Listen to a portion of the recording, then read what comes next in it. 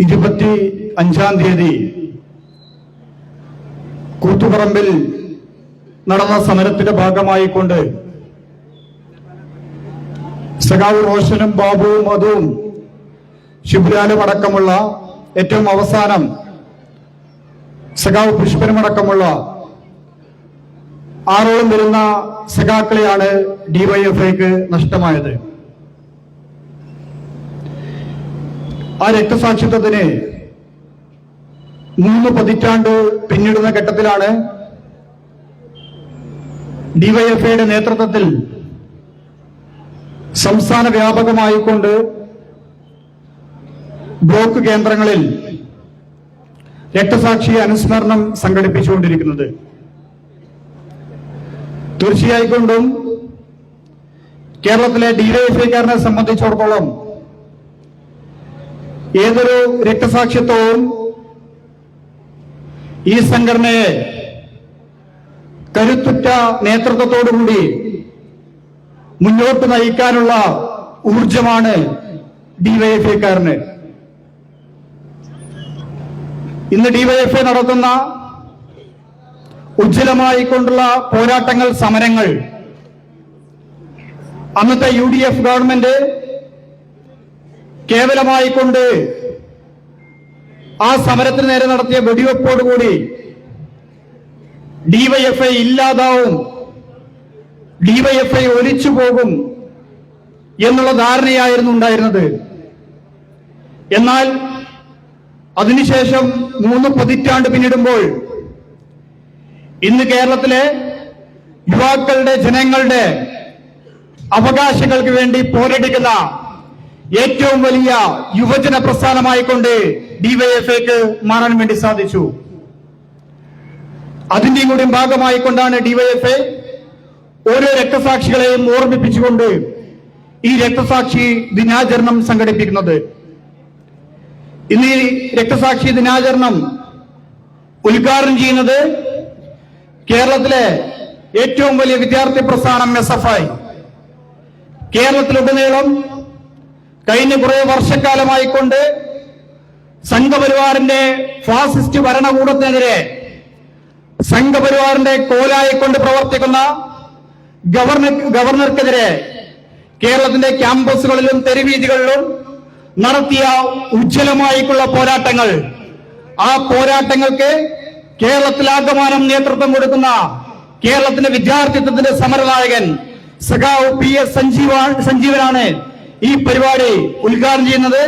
സഖാവിനെ ഏറെ ആവേശപൂർവ്വം ഈ പരിപാടിയിലേക്ക് സ്വാഗതം ചെയ്യുകയാണ്. അതോടൊപ്പം തന്നെ ഈ പരിപാടിയിൽ പങ്കെടുക്കുന്ന, ഇവിടെ മത്സരിക്കുന്ന ഡിവൈഎഫ്ഐയുടെ ബ്ലോക്ക് ട്രഷറർ, ഞങ്ങളുടെ സഹപ്രവർത്തനം കൂടിയായിട്ടുള്ള സഖാവ് P ഷൈജു ഇവിടെ പങ്കെടുക്കുന്നുണ്ട്. സഖാവിനെ ഈ പരിപാടിയിലേക്ക് സ്വാഗതം ചെയ്യുകയാണ്. തൊട്ടടുത്ത് മത്സരിക്കുന്ന ഡിവൈഎഫ്ഐയുടെ മുൻ ട്രഷറർ സഖാവ് ജയേഷ് സഖാവ് ഈ പരിപാടിയിൽ പങ്കെടുക്കുന്നുണ്ട്. സഖാവിനെ ഈ പരിപാടിയിലേക്ക് സ്വാഗതം ചെയ്യുകയാണ്.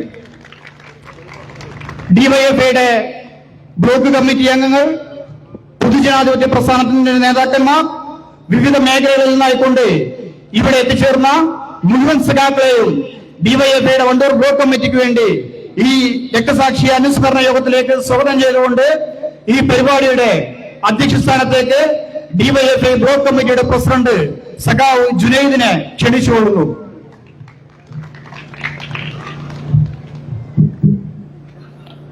ഈ കൂത്തുപറമ്പ് രക്തസാക്ഷി ദിനം ഉദ്ഘാടനം ചെയ്യാൻ എത്തിയിട്ടുള്ള SFIയുടെ കേന്ദ്ര കമ്മിറ്റി അംഗവും കേരള സംസ്ഥാന കമ്മിറ്റിയുടെ സെക്രട്ടറിയുമായിട്ടുള്ള സഖാവ് സഞ്ജീവിനെ ഈ പൊതുയോഗം ഉദ്ഘാടനം ചെയ്തതിനു വേണ്ടി വളരെ ആദരപൂർവ്വം ക്ഷണിക്കുന്നു.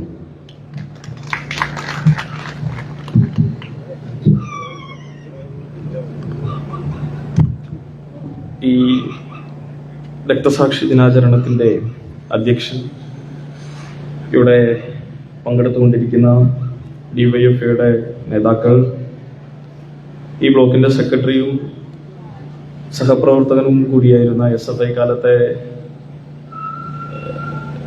ഏറ്റവും അടുത്ത സുഹൃത്തുമായിരുന്ന സജാദ് ഉൾപ്പെടെയുള്ള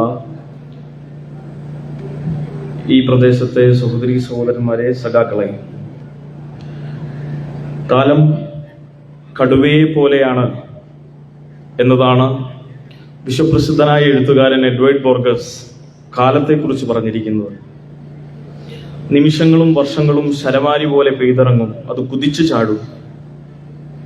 31 വർഷമാകുന്നു റോഷനും ബാബുവും ഷിബുലാലും രാജീവനും മധുവും 2 വർഷങ്ങൾക്ക് മുമ്പ് പുഷ്പനും ഈ നാട്ടിലെ സാധാരണക്കാരായ മനുഷ്യർക്ക് വേണ്ടി തന്റേതല്ലാത്ത കാരണങ്ങൾക്കാൽ രക്തസാക്ഷിത്വം വഹിച്ചിട്ട് 31 വർഷമാകുന്നു. 1994 നവംബർ മാസം 25-നാണ് കൂത്തുപറമ്പ്, മാറോളിഘട്ട് അതിന്റെ പരിസര പ്രദേശങ്ങളിലുമായി സമരം ചെയ്തിരുന്ന യുവാക്കളെ, വിദ്യാർത്ഥികളെ യാതൊരുവിധ പ്രകോപനവുമില്ലാതെ തുറന്ന വെടിവെപ്പിലേക്ക് ഹക്കീം ബത്തേരി എന്ന പോലീസ് ഉദ്യോഗസ്ഥന്റെ നേതൃത്വത്തിൽ ഒരു വൻ സമരത്തെ, ഒരു ജനകീയ മുന്നേറ്റത്തെ, ഒരു ജനകീയ പ്രതിഷേധത്തെ ലോകം കണ്ടിട്ടില്ലാത്ത വിധത്തിൽ എതിർത്തു തോൽപ്പിക്കാൻ അന്നത്തെ ഭരണകൂടവും കോൺഗ്രസും തീരുമാനിച്ചു. 1990കളുടെ ലോക പശ്ചാത്തലം നമുക്കെല്ലാവർക്കും അറിയാം. ലോകത്ത് കമ്മ്യൂണിസ്റ്റ് പ്രസ്ഥാനങ്ങളുടെ ഈറ്റില്ലമെന്നും ഒക്ടോബർ വിപ്ലവത്തിന്റെ സമ്മാനം എന്ന നിലയിൽ ലോകത്തിന്റെ മുന്നിൽ സമുന്നതമായി ഉയർന്നു നിൽക്കുന്ന മനുഷ്യ സ്നേഹത്തിന്റെ അടയാളമായ സോവിയറ്റ് റഷ്യയുടെ തകർച്ച, ആ തകർച്ച സംഭവിച്ച വർഷങ്ങളിൽ ഒന്നാണ് 1991. 1991ന്റെ പശ്ചാത്തലത്തിൽ ലോകത്തെമ്പാടുമുള്ള വലതുപക്ഷവാദികൾ, മാധ്യമപ്രവർത്തകർ, അമേരിക്ക ഉൾപ്പെടെയുള്ള സാമ്രാജ്യത്വ ശക്തികൾ വിധിയെഴുതി, ലോകത്ത് ചെങ്കൊടി പിടിക്കാൻ ഇനി കൈകൾ ഉണ്ടാവില്ല, ഇൻകുലാബ് വിളിക്കാൻ നാക്കുകൾ ഉണ്ടാവില്ല, ഇനി ഒരിക്കലും ഒരു കമ്മ്യൂണിസ്റ്റ് ലോകത്തുണ്ടാവില്ല എന്ന് വിധിയെഴുതി. 1991 സോവിയറ്റ് റഷ്യയുടെ തകർച്ചയോടുകൂടി ലോകത്തെ മനുഷ്യത്വത്തെ, ലോകത്തെ കമ്മ്യൂണിസത്തെ, മാർക്സിസത്തെ ഞങ്ങൾ കുഴിച്ചുമൂടി എന്ന പ്രഖ്യാപനം നടത്തുകയുണ്ടായി. ലോകത്തെമ്പാടുമുള്ള കമ്മ്യൂണിസ്റ്റ് പാർട്ടികൾ പലതും ചെങ്കൊടി ഉപേക്ഷിച്ചു, പലരും നിരാശയിലാണ്ടു. മനുഷ്യപക്ഷ രാഷ്ട്രീയത്തിന്റെ ഏറ്റവും വലിയ കാതലായ സമീപനങ്ങൾ സ്വീകരിച്ച ഉത്തമ ഉദാഹരണമായ വയലാർ എഴുതിയ ഈ കേരളത്തിലുള്ള മനുഷ്യരെല്ലാം വീണ്ടും വീണ്ടും ഓർത്തെടുത്ത സോവിയറ്റ് റഷ്യയുടെ ഏറ്റവും സമത്വസുന്ദരമായ ലോകവിഭാവനം ചെയ്തിട്ടുള്ള രാഷ്ട്രസങ്കല്പത്തെ അമേരിക്കൻ സാമ്രാജ്യത്വം തകർത്തു. അന്ന് ലോകത്തെമ്പാടുമുള്ള വലതുപക്ഷ ശക്തികളുടെ പ്രചരണം, പ്രചണ്ഡമായ പ്രചരണം ഇങ്ങനെയായിരുന്നു. കമ്മ്യൂണിസ്റ്റ് പാർട്ടികൾ തകർന്നു, ചെങ്കൊടിയില്ലാതായി. ഒരുപക്ഷെ ലോകത്തെമ്പാടുമുള്ള മനുഷ്യർ പലരും അത് വിശ്വസിച്ചും പോകുന്നു. എന്നാൽ സോവിയറ്റ് റഷ്യയുടെ തകർച്ചയിൽ നിരാശയാവാതെ ലോകത്ത് മാർക്സിസത്തിനും ഇടതുപക്ഷത്തിനും അവർ മുന്നോട്ട് വെക്കുന്ന മാനവീയ ദർശനങ്ങൾക്കും സ്ഥാനമുണ്ടെന്ന ഉജ്ജ്വലമായ പ്രഖ്യാപനങ്ങളും ലക്ഷോപലക്ഷം മനുഷ്യരുടെ തലച്ചോറുകളിലെ മസ്തിഷ്ക പ്രക്ഷാളനത്തിന്റെ ഭാഗമായി അത് തുടർച്ചയിലും ഉയർന്നു വരുമെന്ന ഉജ്ജ്വലമായ പ്രഖ്യാപനമായിരുന്നു 1994 വലതുപക്ഷത്തിന്റെ മുന്നിൽ ജീവൻ കൊടുത്തും 5 മനുഷ്യർ മരിച്ചു വീണും വീണ്ടും പ്രഖ്യാപിച്ചു ഇൻകുലാബ് സിന്ദാബാദ്, ഡിവൈഎഫ്ഐ സിന്ദാബാദ് എന്ന ഉജ്ജ്വലമായ പ്രഖ്യാപനം സോവിയറ്റ് റഷ്യയുടെ തകർച്ചയുടെ 3ാമത്തെ വർഷത്തിൽ ഉയർന്ന പേരിയായി ഇന്ത്യയുടെ ഒരു കൊച്ചു സംസ്ഥാനത്തിൽ, കേരളത്തിൽ, കൂത്തുപറമ്പിൽ ഉയർന്നു വന്നു. നോക്കൂ, ലോകത്തെമ്പാടുമുള്ള ഇടതുപക്ഷം അവസാനിച്ചു എന്ന് പ്രഖ്യാപിച്ച ഘട്ടത്തിലാണ്, 90കളുടെ തുടർച്ചയിലാണ് ഇത് സംഭവിക്കുന്നത്. 90കളുടെ ആദ്യഘട്ടത്തിൽ ലോകത്തെമ്പാടും വലതുപക്ഷം പൂർണ്ണമായും കീഴടക്കാൻ, വലതുപക്ഷം സാധാരണക്കാരുടെ ആവശ്യങ്ങളായിട്ടുള്ള ഭക്ഷണം, വെള്ളം, സേവന സാമഗ്രികൾ ഒരു സർക്കാർ ഒരു ജനതയ്ക്ക് ചെയ്യേണ്ടതൊക്കെ അതിൽ നിന്ന് പിൻവാങ്ങാനുള്ള തീരുമാനങ്ങളുമായി ജനങ്ങളിൽ നിന്ന് പിൻവാങ്ങി കോർപ്പറേറ്റുകളെ വളർത്തിയെടുക്കാനുള്ള നയങ്ങൾ രൂപീകരിക്കുന്ന ഘട്ടമായിരുന്നു 1990കളുടെ തുടർച്ച, ഒരുപക്ഷെ സോവിയറ്റ് യൂണിയന്റെ തകർച്ചയിൽ തുടരുന്നത്. ആ തുടർച്ചയിൽ ലോകത്തെമ്പാടും കോർപ്പറേറ്റ് വൽക്കരണത്തിന് വേണ്ടിയുള്ള ഇടപെടൽ ഉണ്ടായി. ഇന്ത്യയിൽ പോലും 1999 ആകുമ്പോഴേക്ക് പുതിയ സാമ്പത്തിക നയം അവതരിപ്പിക്കപ്പെട്ടു.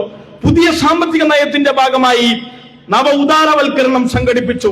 നവ ഉദാരവൽക്കരണവും ആഗോളവൽക്കരണവും സ്വകാര്യവൽക്കരണവും ഇന്ത്യ ഉൾപ്പെടെയുള്ള മൂന്നാം ലോക രാജ്യങ്ങളിൽ സംഘടിപ്പിക്കാൻ വേണ്ടി തീരുമാനങ്ങൾ ഉണ്ടായി, പുതിയ നയങ്ങൾ ഉണ്ടായി, ആസിയാൻ കരാർ ഉണ്ടായി. അങ്ങനെ വ്യത്യസ്ത തോതിൽ ഈ രാജ്യത്തെ വികസിത രാജ്യങ്ങളുടെ, മുതലാളിത്ത രാജ്യങ്ങളുടെ ആശ്രിത രാജ്യമാക്കാൻ, അവരുടെ കോളനി രാജ്യമാക്കാൻ, ഒരുപക്ഷെ കൊളോണിയൽ വൽക്കരണം 1857 ഒന്നാം സ്വാതന്ത്ര്യ സമരം തൊട്ട് 1947 വരെയുള്ള സുദീർഘമായ ഇന്ത്യൻ സ്വാതന്ത്ര്യ സമരത്തിന്റെ തുടർച്ചയിൽ നമ്മൾ നേടിയെടുത്ത സ്വാതന്ത്ര്യത്തെ, രാഷ്ട്രീയ സ്വാതന്ത്ര്യത്തെ, അത് മുതലാളിത്തം മറ്റൊരു രൂപത്തിൽ 1990കളിൽ കീഴ്പ്പെടുത്താൻ തുടങ്ങി. ആ 1990കളിൽ കീഴ്പ്പെടുത്താൻ തുടങ്ങിയ ഘട്ടത്തിലാണ് ഐതിഹാസികമായ സമരത്തിന് ഈ ഇന്ത്യയിലെ, ഈ കേരളത്തിലെ ഡിവൈഎഫ്ഐ കൂത്തുപറമ്പിൽ നേതൃത്വം കൊടുത്തത്. ആ സമരം കേവലപരമായിട്ടുള്ള ഒരു സമരമായിരുന്നില്ല. അത് കണ്ണൂരിലോ കേരളത്തിലോ ഇന്ത്യയിലോ മാത്രം ഒതുങ്ങുന്നതായിരുന്നില്ല. അത് ഭൂഗോളത്തെ ത്രസിപ്പിച്ച സമരമാണ്. സോവിയറ്റ് റഷ്യയുടെ പതനത്തിലും ലോകത്തോട് വിളിച്ചു പറഞ്ഞ സമരമാണ്. ലോകത്തിന്റെ മുന്നിൽ ചെങ്കൊടിക്ക് പതനമില്ല, നമ്മൾ വിളിച്ച മുദ്രാവാക്യത്തിനും മരണമില്ലെന്ന പ്രഖ്യാപനം നടത്തിയ സമരത്തിന്റെ പേരാണ് കൂത്തുപറമ്പ് സമരം.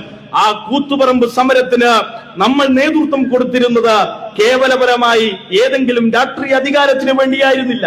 രാഷ്ട്രീയ കാരണം എന്നുള്ളത്, നമ്മൾ മുന്നോട്ട് വെച്ച ആവശ്യം എന്നുള്ളത് ഈ നാട്ടിലെ സാധാരണക്കാരന്റെ വിദ്യാഭ്യാസ സ്വപ്നമായിരുന്നു. പരിയാരം മെഡിക്കൽ കോളേജ് എന്ന സഹകരണ മേഖലയിൽ സർക്കാർ ഫണ്ടോടുകൂടി ആരംഭിച്ച കോളേജ് കെ കരുണാകരനും എം വി രാഘവന്റെയും ഇവരുടെ രണ്ടുപേരുടെയും പേരിൽ, സ്വന്തം പേരിൽ മാറ്റി എഴുതാൻ തീരുമാനിക്കുകയും അത് മാറ്റി എഴുതി അതിനെ തുടർന്ന് തുടങ്ങിയ സമരം, ആ സമരത്തിന്റെ തുടർച്ചയിൽ ജില്ലാ ബാങ്ക് ഉൾപ്പെടെയുള്ള ഇടങ്ങളിൽ അഴിമതി നടത്തിയതിന്റെ ഭാഗമായിട്ടുള്ള പുതിയ തെളിവുകൾ പുറത്തു വരികയും ചെയ്ത പശ്ചാത്തലത്തിൽ കേരളത്തിൽ കണ്ണൂർ ജില്ലയിൽ പ്രത്യേകിച്ച് ആരംഭിച്ച സമരമായിരുന്നു ഈ പ്രസ്തുത സമരം. ഈ പ്രസ്തുത സമരം പിന്നീട് കൂത്തുപറമ്പിലേക്ക് വ്യാപിപ്പിക്കാനുണ്ടായിരുന്ന കാരണം, കൂത്തുപറമ്പ് റൂറൽ ബാങ്കിന്റെ ഒരു സായാഹ്ന ശാഖ ഉദ്ഘാടനം ചെയ്യുന്നതുമായി ബന്ധപ്പെട്ട് അവിടെ എത്തിച്ചേർന്നിരുന്ന എം വി രാഘവനും അതിനെ തുടർന്ന് എത്തുമായിരുന്ന മറ്റു മന്ത്രിമാരെയും തടയുക, അതുമായി ബന്ധപ്പെട്ട് സമരം സംഘടിപ്പിക്കുക, സമാധാനപൂർവമായി പ്രതിഷേധം സംഘടിപ്പിക്കുക എന്ന തീരുമാനമായിരുന്നു ഡിവൈഎഫ്ഐ ജില്ലാ കമ്മിറ്റി ഏറ്റെടുത്തിരുന്നത്. അതിന്റെ ഭാഗമായി ഡിവൈഎഫ്ഐയുടെ മുഴുവൻ നേതാക്കന്മാരും അന്ന് അവിടെ പങ്കെടുത്തിരുന്നു. അന്നത്തെ ഡിവൈഎഫ്ഐയുടെ ജില്ലാ സെക്രട്ടറിയും ഇന്ന് സിപിഎമ്മിന്റെ കണ്ണൂർ ജില്ലാ സെക്രട്ടേറിയറ്റ് അംഗവുമായ സഖാവ് എം സുരേന്ദ്രൻ, അന്നത്തെ ഡിവൈഎഫ്ഐയുടെ സംസ്ഥാന സെക്രട്ടറി സഖാവ് എം വി ജയരാജൻ, അതിന്റെ തുടർച്ചയിൽ അവിടെ പങ്കെടുത്തിരുന്ന സഖാവ് കെ കെ രാജീവൻ, ഡിവൈഎഫ്ഐയുടെ ജില്ലാ വൈസ് പ്രസിഡന്റ്, അങ്ങനെ തുടർച്ചയിൽ ഒട്ടനവധി സഖാക്കൾ ആ സമരത്തിൽ പങ്കെടുത്തിരുന്നു. ആ സമരത്തിൽ പങ്കെടുത്തിരുന്ന മുഴുവൻ മനുഷ്യരും അവിടെ സ്വാഭാവികമായും ഈ സമരാവശ്യം മുന്നോട്ട് വെച്ചുകൊണ്ട് ആ ആവശ്യത്തെ മുൻനിർത്തിയായിരുന്നു അതിന്റെ പോരാട്ടങ്ങൾക്ക് വേണ്ടി നേതൃത്വം കൊടുത്തത്. ഒരുപക്ഷെ ഭൂമുഖത്ത് ഇന്നേ വരെ കണ്ടിട്ടില്ലാത്ത ഒരു മനുഷ്യഹത്യക്ക് അവിടെ നേതൃത്വം കൊടുക്കാൻ കോൺഗ്രസും അതിന്റെ സംഘവും മുന്നേ തീരുമാനിച്ചിരുന്നു എന്ന് വേണം നമ്മൾ മനസ്സിലാക്കാൻ. ഇത്രയേറെ സമാധാനകാംക്ഷികളോടുകൂടി സമരം നടത്തിയിരുന്ന ആ ഘട്ടത്തിലാണ് അവിടത്തേക്ക് യാതൊരുവിധ പ്രകോപനവുമില്ലാതെ പോലീസ് വെടിവെച്ചു തുടങ്ങുന്നത്.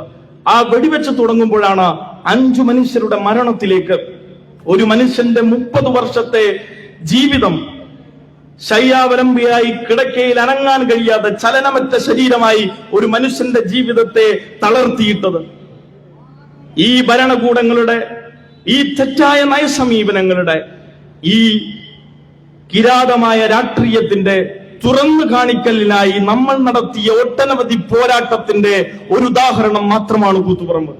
ഞാൻ നേരത്തെ പറഞ്ഞ അന്തർദേശീയ പശ്ചാത്തലം കൂത്തുപറമ്പിന് സമ്മാനിക്കപ്പെട്ടതും ലോകത്തെമ്പാടും ഇടതുപക്ഷത്തെ കുഴിച്ചുമൂടി എന്ന് പ്രഖ്യാപിക്കപ്പെട്ട ഇടയിലേക്കാണ്. അവിടെ സമരം നടത്താൻ, ഈ നാട്ടിലെ സാധാരണക്കാർക്ക് വേണ്ടി പോരാടാൻ ഏതെങ്കിലും ഒരു രാഷ്ട്രീയ പക്ഷം തെരുവിലിറങ്ങുമെങ്കിൽ അത് 1990കളിലും 2000കളിലും ഈ 2025 ഇവിടെ പുറത്തിറങ്ങി മനുഷ്യർക്ക് വേണ്ടി പോരാടുന്നത് ഇടതുപക്ഷം മാത്രമാണെന്ന് തെളിയിക്കപ്പെട്ട കാലയളവിലൂടെയാണ് ഞാനും നിങ്ങളും ജീവിക്കുന്നത്. ഇന്ന് ഈ ദിവസം നമ്മൾ ദൃശ്യമാധ്യമങ്ങളിലും ഇന്ന് നവമാധ്യമങ്ങളിലും കണ്ട ഒരു വാർത്ത, രാമക്ഷേത്രത്തിന്റെ ശിലാന്യാസം പൂർത്തീകരിച്ചും അവിടെ ഒരു കാവി പതാക ഉയർത്താൻ ചിലർ സംഘടിക്കുന്ന കാഴ്ച നമ്മൾ കണ്ടു. രാമക്ഷേത്രം എന്നൊരു ക്ഷേത്രം ഇന്ത്യ മഹാരാജ്യത്ത് ഒരു രാഷ്ട്രീയ വിഷയമായിട്ട് എത്ര വർഷമായി കാണും? രാമക്ഷേത്രത്തിൽ ശിലാന്യാസം നടത്തിയും അതിന്റെ തുടർച്ചയിൽ ധ്വജമുയർത്താൻ ഇന്നവിടെ എത്തിച്ചേർന്നത് ഇന്ത്യയുടെ ഭരണഘടനയിൽ തൊട്ട് സത്യപ്രതിജ്ഞ ചെയ്ത നരേന്ദ്രമോദി എന്ന ഇന്ത്യൻ പ്രധാനമന്ത്രിയാണ്. അദ്ദേഹത്തോടൊപ്പം ആ പതാക ഉയർത്തൽ ചടങ്ങിൽ പങ്കെടുത്ത മറ്റൊരാൾ RSSന്റെ 6ാമത്തെ സർസംഘചാലക്, ഇന്ന് ഇന്ത്യയിൽ ജീവിച്ചിരിക്കുന്ന RSSന്റെ സർസംഘചാലക് മോഹൻ ഭാഗവതാണ്. മറ്റൊരാൾ ഉത്തർപ്രദേശിന്റെ മുഖ്യമന്ത്രി യോഗി ആദിത്യനാഥാണ്. നോക്കൂ, മതനിരപേക്ഷ ഇന്ത്യയിൽ ഭരണഘടനയിൽ സുവ്യക്തമായി എഴുതപ്പെട്ട കൃത്യമായ കാഴ്ചപ്പാടുള്ള നമ്മുടെ ഈ മഹാരാജ്യത്ത് ഇന്ത്യൻ പ്രധാനമന്ത്രി ഒരു രാഷ്ട്രീയ പദ്ധതിയുടെ ഭാഗമായി ഈ രാജ്യത്ത് ഒട്ടനവധി മനുഷ്യരെ വേട്ടയാടി കൊലപ്പെടുത്തി വർഗീയ കലാപങ്ങൾ സംഘടിപ്പിച്ച് കോൺഗ്രസ് ഭരിക്കുന്ന കാലത്ത് RSS സംഘടിപ്പിച്ച കലാപത്തിന്റെ ഭാഗമായി ലക്ഷോപലക്ഷം മനുഷ്യരെ വേട്ടയാടി 10,000-കണക്കിന് മനുഷ്യരുടെ ജീവഹാനിക്ക് വിധിയായ ബാബറി മസ്ജിദിന്റെ തകർച്ചയിൽ നിന്ന് തുടങ്ങി പിന്നീട് ഏറ്റവും അവസാനം അവിടെ ഉയർത്തിയ അമ്പലത്തിന്റെ പേരിൽ ഇന്ന് ഈ രാജ്യത്തിന്റെ രാഷ്ട്രീയ പദ്ധതിയുടെ അടയാളമാക്കി ഈ രാജ്യത്തിന്റെ പ്രധാനമന്ത്രി അവിടെ പതാക ഉയർത്തുന്നു. ചോദ്യം RSSനോടല്ല, ചോദ്യം കോൺഗ്രസിനോടാണ്. ചോദ്യം കൃത്യമായുള്ളത് കോൺഗ്രസിനോടാണ്. എന്തുകൊണ്ട് ഈ പ്രവൃത്തി തെറ്റായിപ്പോയി എന്ന് ഓൾ ഇന്ത്യ കോൺഗ്രസ് കമ്മിറ്റിയുടെ ഒരു തുണ്ട് കഷ്ടത്തിലെങ്കിലും എഴുതി പ്രസ്താവന ഇറക്കാൻ ഈ നിമിഷത്തിലും കോൺഗ്രസിന് കഴിഞ്ഞില്ല എന്ന ചോദ്യം പ്രസക്തമാണ്. ഇവിടെ കേരളത്തിൽ മഴ പെയ്താൽ പ്രസ്താവന ഇറക്കുന്ന ആളുടെ പേരാണ് KC വേണുഗോപാൽ. വണ്ടൂരിൽ മഴ പെയ്താൽ KC വേണുഗോപാൽ അവിടെ ഡൽഹിയിൽ മുണ്ടുവെക്കും. ആ KC വേണുഗോപാൽ എവിടെ? ഈ ഇന്ത്യ മഹാരാജ്യത്ത് മതനിരപേക്ഷതയുടെ ഉയർന്ന മൂല്യം നിലനിൽക്കുന്ന ഈ രാജ്യത്തിന്റെ പ്രധാനമന്ത്രി 10,000-കണക്കിന് മനുഷ്യരെ വേട്ടയാടിയ കലാപത്തിന് നേതൃത്വം കൊടുത്ത ഒരു രാഷ്ട്രീയ പദ്ധതി, ആ രാഷ്ട്രീയ പദ്ധതി RSSന്റേതാണെന്ന് തിരിച്ചറിഞ്ഞിട്ടും അതിനെതിരെ പ്രതിഷേധിക്കാൻ കോൺഗ്രസ് ഉണ്ടോ? ഒരുപാട് വർഷം പുറകോട്ടൊന്നും വേണ്ട, ഇന്നത്തെ കാര്യമാണ് ചോദിക്കുന്നത്. രാമക്ഷേത്രത്തിന്റെ ഉദ്ഘാടന ദിവസങ്ങളിൽ ഞങ്ങളെ എന്തേ ക്ഷണിച്ചില്ല എന്ന കരച്ചിലായിരുന്നു ഈ നാട്ടിലെ കോൺഗ്രസുകാർ നടത്തിയത്. അല്ലാതെ മതനിരപേക്ഷത ഉയർത്തിപ്പിടിക്കുന്ന സർക്കാർ ഇങ്ങനെ ചെയ്തുകൂടാ എന്ന് പറയാൻ നാവ് ഉയർന്നില്ല. കാരണം എന്താണ്? സംഘപരിവാറിന് തീവ്ര ഹിന്ദുത്വമാണെങ്കിൽ കോൺഗ്രസിന് മൃദു ഹിന്ദുത്വമാണ്. അതുകൊണ്ടാണ് കഴിഞ്ഞ പാർലമെന്റ് തെരഞ്ഞെടുപ്പിൽ പലസ്തീൻ ഐക്യദാർഢ്യ പ്രഖ്യാപനം സംഘടിപ്പിച്ചുകൊണ്ട് ഇടതുപക്ഷം വലിയ റാലികളും പരിപാടികളും സംഘടിപ്പിച്ചപ്പോൾ ഉത്തരേന്ത്യൻ സംസ്ഥാനങ്ങളിലെ തെരഞ്ഞെടുപ്പ് കഴിയാൻ കാത്തുനിന്ന് ആ പരിപാടി കോഴിക്കോട് കടപ്പുറത്ത് ഒരു ദിവസം പേരിന് സംഘടിപ്പിക്കാൻ കോൺഗ്രസ് തീരുമാനിച്ചു. ഈ നാട്ടിലെ മതന്യൂനപക്ഷങ്ങളും ഈ നാട്ടിലെ ഇന്ത്യൻ യൂണിയൻ മുസ്ലിം ലീഗും ജമാഅത്ത് ഇസ്ലാമി വിഴുങ്ങിക്കൊണ്ടിരിക്കുന്ന ഇന്ത്യൻ യൂണിയൻ മുസ്ലിം ലീഗും മനസ്സിലാക്കേണ്ടത്, നിങ്ങളെ അംഗീകരിക്കാൻ ഈ കേരളത്തിൽ പോലും വയനാട് ജില്ലയിൽ രാഹുൽ ഗാന്ധി വന്നിറങ്ങുന്ന ദിവസങ്ങളിൽ പോലും നിങ്ങളെ അംഗീകരിക്കാൻ കഴിയാത്ത ഒരു രാഷ്ട്രീയ സഖ്യത്തിലാണ് നിങ്ങൾ പ്രവർത്തിച്ചു കൊണ്ടിരിക്കുന്നത്. അതാണ് ഇന്നത്തെ UDF. ആ UDF ഇന്ന് ഈ രാജ്യത്തുണ്ടായ ഏറ്റവും സുപ്രധാനമായ വിഷയത്തെ കുറിച്ച് അഭിപ്രായം പറഞ്ഞു. CPM-CC കൃത്യമായി കാര്യങ്ങളിലേക്ക് അഭിപ്രായം പറഞ്ഞിട്ടുണ്ട്. ഒരു രാജ്യത്തിന്റെ പ്രധാനമന്ത്രി പെരുമാറിക്കൂടാത്ത ഭരണഘടനാ ലംഘനം നടത്തിയ പ്രവർത്തനമായി പോയി എന്ന അഭിപ്രായം പറഞ്ഞു. ശിലാന്യാസത്തിൽ പങ്കെടുത്തുകൂടാ. ഒരു വിശ്വാസ നൗകകളിൽ ചേക്കേറേണ്ട മനുഷ്യരല്ല നമ്മെ ഭരിക്കേണ്ടത്. നമ്മുടെ രാജ്യത്തിന്റെ ഭരണഘടന നമ്മളോട് പറയുന്നു, ഇന്ത്യ മതനിരപേക്ഷമാണ്. ഇന്ത്യയിലെ 138 കോടി ജനതയുടെയുമാണ് ഈ രാജ്യം. എല്ലാവരുടെയുമാണ് പ്രധാനമന്ത്രി, എല്ലാവരുടെയുമാണ് പ്രസിഡന്റ്. RSSന്റെ സർസംഘചാലക് എന്തു ചെയ്തതിനെ കുറിച്ചും നമുക്ക് പരാതിയില്ല. പക്ഷേ ഈ രാജ്യത്തിന്റെ പ്രധാനമന്ത്രി അങ്ങനെ പ്രവർത്തിച്ചുകൂടാ. ആ അഭിപ്രായം പറയാൻ ഇന്ന് കോൺഗ്രസ് ഇല്ല. ബീഹാറിൽ 40 ലക്ഷം വോട്ടർമാരെ പുറത്തിരുത്തി വോട്ട് ചോരി എന്ന ആക്ഷേപം നടത്തി അവിടെ വെല്ലിൻവായിൽ രാഹുൽ ഗാന്ധിയുടെ പ്രചരണം പല തോതിൽ സംഘടിപ്പിച്ചു. പക്ഷേ പ്രചരണം സംഘടിപ്പിക്കേണ്ട ഘട്ടത്തിലോ യഥാർത്ഥ വിഷയങ്ങളിലേക്കോ കോൺഗ്രസ് ഉൾപ്പെടെയുള്ള രാഷ്ട്രീയ പാർട്ടികൾ ബീഹാറിൽ നേതൃത്വം കൊടുത്തില്ലെന്ന് മാത്രമല്ല, മതനിരപേക്ഷതയ്ക്ക് വേണ്ടി പോരാടുന്ന CPI-ക്കെതിരെയും CPM-നെതിരെയും സൗഹൃദ മത്സരം സംഘടിപ്പിച്ചവരുടെ ഇന്നത്തെ പേരാണ് കോൺഗ്രസ്. വിവരദോഷികളായ കോൺഗ്രസുകാരോട് ഇനിയെങ്കിലും പറയാനുള്ളത്, മതനിരപേക്ഷത എന്നൊരു 500 തവണയെങ്കിലും ഇമ്പോസിഷൻ എഴുതി പഠിച്ചെങ്കിലും എന്താണ് മതനിരപേക്ഷത എന്ന് മനസ്സിലാക്കാൻ ഇന്നത്തെ കോൺഗ്രസുകാർ മനസ്സിലാവണം, പുറത്തേക്ക് വരണം. കൃത്യമായി വിദ്യാർത്ഥികളെയും പൊതുജനങ്ങളെയും യുവജനങ്ങളെയും ഈ നാട്ടിലെ ജനങ്ങളെയും അഭിസംബോധന ചെയ്യണം. നിങ്ങളുടെ ആത്മാർത്ഥത തെളിയിക്കണം. CPI-ക്കെതിരെയും CPM-നെതിരെയും ബീഹാറിൽ പോയി മത്സരിച്ചാൽ സംഘപരിവാർ തോൽക്കുമോ? സംഘപരിവാറിനെ തോൽപ്പിക്കാൻ CPI-ക്കെതിരെയാണോ മത്സരം? എന്നിട്ട് പറഞ്ഞു സൗഹൃദ മത്സരമാണ്. സൗഹൃദ മത്സരമാണെന്ന് പറഞ്ഞത് മാത്രമല്ല, ബീഹാറിൽ തെരഞ്ഞെടുപ്പ് കഴിഞ്ഞ് തോറ്റ ഉടനെ ഇവരുടെ നേതാവ് രാജ്യം വിട്ടു, ടൂറിന് പോയി. ഈ വയനാട് ജില്ലയിൽ, ഈ കേരളവും, ഈ കേരളത്തിലെ CPI-എമ്മും ഇല്ലെങ്കിൽ ഈ നാട്ടിലെ കോൺഗ്രസുകാർ ആത്മാർത്ഥമായി ഒന്ന് ചിന്തിച്ചുകൊള്ളൂ. നിങ്ങൾ ഈ പറഞ്ഞ പ്രിയങ്ക ഗാന്ധിയും നിങ്ങൾ ഈ പറഞ്ഞ രാഹുൽ ഗാന്ധിയും ഇന്ത്യൻ പാർലമെന്റ് കാണുമായിരുന്നില്ല. മതനിരപേക്ഷതയുടെ ഉറച്ച ബോധ്യമുള്ള ജനങ്ങളെ വാർത്തെടുക്കുന്ന ഇടതുപക്ഷത്തിന്റെ ശക്തി കേന്ദ്രമായി ഈ കേരളം നിലനിൽക്കുന്നത് കൊണ്ടാണ് ഈ കേരളത്തിൽ നിന്ന് കുറച്ച് വോട്ടുകളെങ്കിലും കിട്ടി അവിടെ കേറാൻ ഈ പറഞ്ഞ വിദ്വാൻമാർക്ക് കഴിഞ്ഞിട്ടുള്ളത്. അല്ലാതെ ഇന്ത്യൻ പശ്ചാത്തലത്തിൽ, വർഗീയവൽക്കരിക്കപ്പെടുന്ന ഇന്ത്യൻ പശ്ചാത്തലത്തിൽ എന്ത് അഭിപ്രായ പ്രകടനമാണ് ഈ കാലഘട്ടത്തിൽ കോൺഗ്രസ് സംഘടിപ്പിച്ചിട്ടുള്ളത്? എവിടെയാണ് കോൺഗ്രസ് സമരം സംഘടിപ്പിച്ചിട്ടുള്ളത്? കോൺഗ്രസ് എവിടെയാണ് ഇടപെട്ടിട്ടുള്ളത്? എത്രയെത്ര ജനാധിപത്യ വിരുദ്ധമായിട്ടുള്ള ചരിത്ര സന്ധികളിലാണ് ഇവർ ഇടപെട്ടിട്ടുള്ളത്? ഇന്ത്യയിലെമ്പാടും അത്തരത്തിലുള്ള ചരിത്രമല്ലേ നമുക്ക് കാണാൻ കഴിയുന്നത്? ഇത് ഇന്ത്യൻ പശ്ചാത്തലത്തിൽ നമ്മൾ വായിച്ചെടുക്കണം. നോക്കൂ, ഇന്ന് മതനിരപേക്ഷതയുടെ ഉറച്ച വക്താക്കളായി കോൺഗ്രസ് പലയിടത്തും അവതരിപ്പിക്കുകയാണ്, സ്വയം അവതരിക്കുകയാണ്. ഇന്ന് CPM-നെതിരെ കോൺഗ്രസും UDF-ലെ ലീഗ് ഉൾപ്പെടെയുള്ളവർ അവർ നടത്തിക്കൊണ്ടിരിക്കുന്ന പ്രചരണം, ഒരു ഭാഗത്തു നിന്ന് സംഘപരിവാർ പറയും CPM ന്യൂനപക്ഷ പ്രീണനം നടത്തുന്നു, മറുഭാഗത്തു നിന്ന് ലീഗും കോൺഗ്രസും പറയും CPM സംഘപരിവാറുമായി ഐക്യപ്പെടുന്നു എന്ന്. നോക്കൂ, മതം ഉപയോഗിച്ച് രാഷ്ട്രീയ പ്രവർത്തനം നടത്തുന്ന ഇന്ത്യൻ യൂണിയൻ മുസ്ലിം ലീഗ് ആവട്ടെ, സംഘപരിവാർ ആവട്ടെ, ഇവർക്കൊന്നും ഇരു മതങ്ങളോടും യാതൊരുവിധ മമതയും സ്നേഹവും ഇല്ല. ഈ മണ്ണിൽ നിന്നാണല്ലോ ഞാൻ സംസാരിക്കുന്നത്. ഈ മണ്ണിൽ നമുക്കറിയാത്ത ചരിത്രമൊന്നുമല്ലല്ലോ.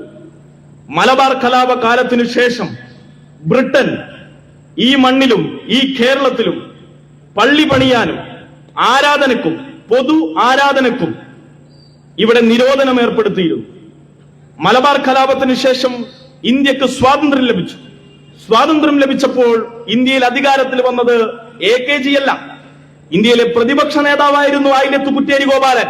പക്ഷെ ഇന്ത്യയിൽ അധികാരത്തിൽ വന്ന മനുഷ്യന്റെ പേര് പണ്ഡിറ്റ് ജവഹർലാൽ നെഹ്റു എന്നായിരുന്നു.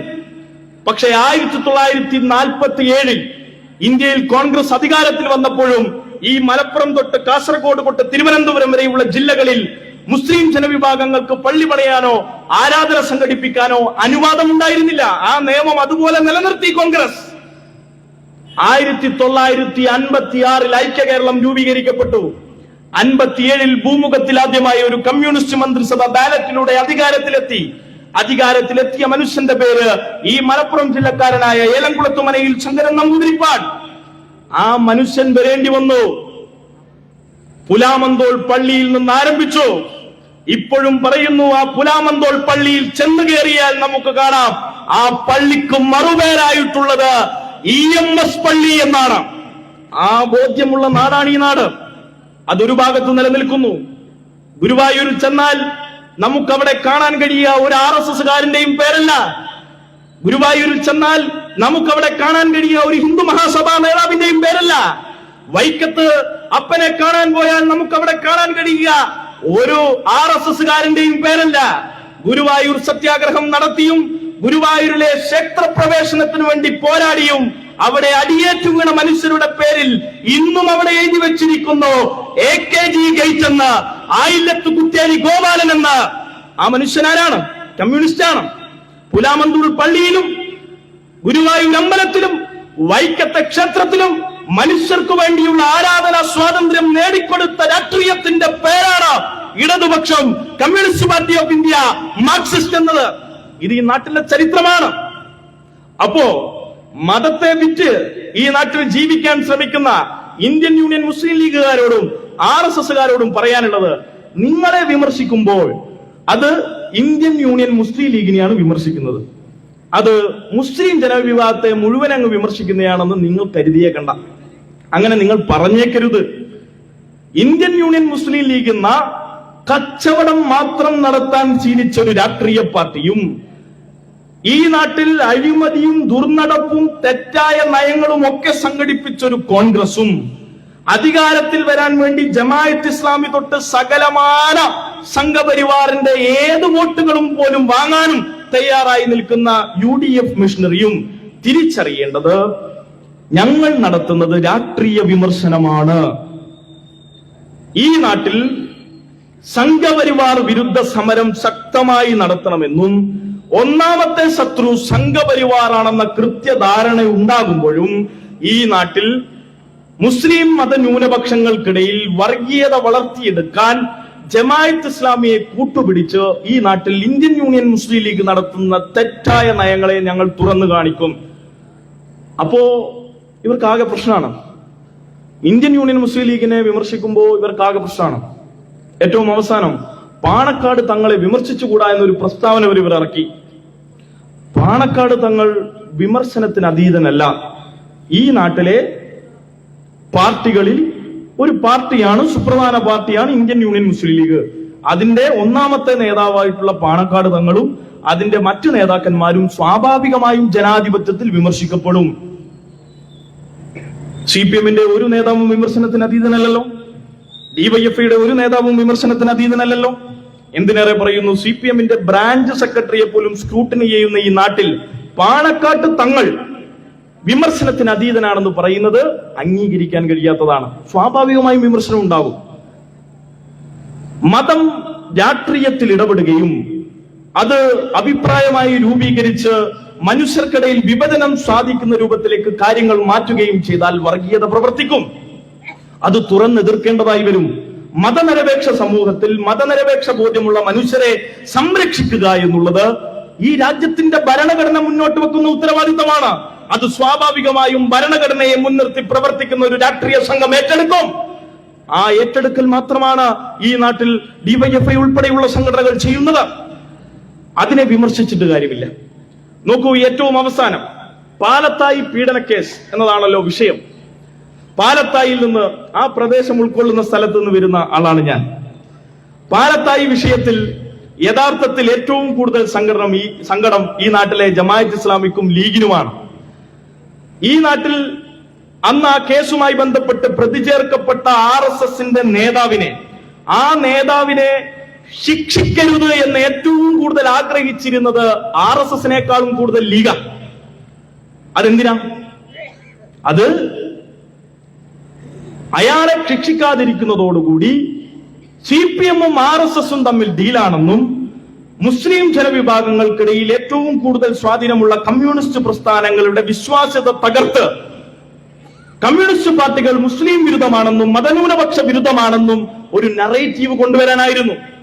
എന്നാൽ ഈ കേരളത്തിലെ പോലീസ് ആ കേസ് കൃത്യമായി അന്വേഷിക്കുകയും ഈ RSSകാരനായ BJPക്കാരനായ നേതാവ് കുറ്റവാളിയാണെന്ന് തെളിയിക്കപ്പെട്ടപ്പോൾ എന്താ സംഭവിച്ചത്? ആ നറേറ്റീവിൽ നിന്ന് അവർ പുറകോട്ട് പോകേണ്ടി വന്നു എന്ന് മാത്രമല്ല, അവർ പറയുന്നത് ഇത് ഒത്തുകളി എന്ന് മാത്രമല്ല, ആ അഭിപ്രായത്തിൽ നിന്ന് ഞങ്ങൾ മാറുന്നില്ല, ആ അഭിപ്രായം ഞങ്ങൾ ഇപ്പോഴും പുലർത്തുന്നു. KK ശൈലജ ടീച്ചർ ഉൾപ്പെടെയുള്ളവർ അതേ നിലപാടുള്ളവരാണെന്ന് ഇപ്പോഴും ജമാഅത്ത് ഇസ്ലാമി ആവർത്തിക്കുകയാണ്. പ്രതി ശിക്ഷിക്കപ്പെടരുത് എന്ന നിലപാടായിരുന്നു ഈ പറഞ്ഞ പ്രസ്തുത കക്ഷികൾക്ക്, ലീഗ് ഉൾപ്പെടെയുള്ള രാഷ്ട്രീയത്തിനുണ്ടായിരുന്നത്.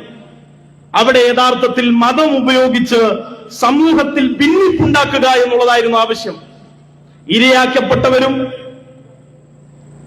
വേട്ടയാടിയവരും അവരുടെ രണ്ടുപേരുടെയും മതം ഉപയോഗിച്ച് ഇരു കക്ഷികളും സമൂഹത്തിൽ വേർതിരിവുണ്ടാക്കാനായിരുന്നു ശ്രമിച്ചത് സംഘപരിവാറും ഈ പറഞ്ഞ ലീഗും. അതിനെ തീർച്ചയായും ചെറുത്തു തോൽപ്പിക്കണമെന്ന ഉത്തരവാദിത്വം ഈ നാട്ടിലെ മതനിരപേക്ഷ കക്ഷികൾക്കുണ്ട്. ആ ഉത്തരവാദിത്വം ഏറ്റെടുക്കുകയാണ് ചെയ്തിട്ടുള്ളത്. ആ പാലത്തായി കുട്ടിക്ക് വേണ്ടിയുള്ള ആക്ഷൻ കൗൺസിലിന്റെ കൺവീനർ CPM-ന്റെ ലോക്കൽ സെക്രട്ടറിയാണ്, അല്ലാതെ ലീഗിന്റെയോ RSSന്റെയോ അല്ല, അല്ലെങ്കിൽ വേറേതെങ്കിലും രാഷ്ട്രീയ പാർട്ടിന്റെയോ കോൺഗ്രസിന്റെയോ അല്ല. ഈ നാട്ടിലെ സാധാരണക്കാർക്ക് വേണ്ടി, അവരുടെ നീതിക്ക് വേണ്ടി നിരന്തരമായി പോരാടിയിട്ടുള്ളത് ഈ നാട്ടിലെ ഇടതുപക്ഷ പ്രസ്ഥാനങ്ങളാണ്. അത് ചരിത്രമാണ്. ആ ചരിത്ര വസ്തുത നമ്മൾ തിരിച്ചറിയണം. നോക്കൂ, ഇന്ന് കേരളത്തിൽ പലരും ചർച്ചയാക്കപ്പെടാൻ, ഇന്ന് പലരും വിവാദത്തിൽ മുക്കിക്കൊണ്ട് കേരളത്തിൽ ചർച്ചയാക്കപ്പെടാൻ സമ്മതിക്കാതെ പോകുന്ന ചില കാര്യങ്ങളുണ്ട്. അത് ഈ കേരളത്തിന്റെ കഴിഞ്ഞ 10 വർഷത്തെ മാറ്റങ്ങളാണ്. കഴിഞ്ഞ 10 വർഷത്തിനിടയിൽ കേരളം എങ്ങനെയൊക്കെ മാറി എന്നുള്ളത് ചർച്ച ചെയ്യപ്പെടേണ്ട കാര്യങ്ങളാണ്. എന്നാൽ പലപ്പോഴും കേരളത്തിൽ മതവിശ്വാസത്തെയും മതധ്രുവീകരണത്തെയും ഇത്തരം വിവാദമായ കാര്യങ്ങളെയും മാത്രം ചർച്ച ചെയ്യിച്ച് ജനജീവിതത്തിൽ വന്ന മാറ്റങ്ങളെ കുറിച്ച് ചർച്ച ചെയ്യാൻ ഈ നാട്ടിലെ UDF-ഓ ലീഗോ തയ്യാറല്ല.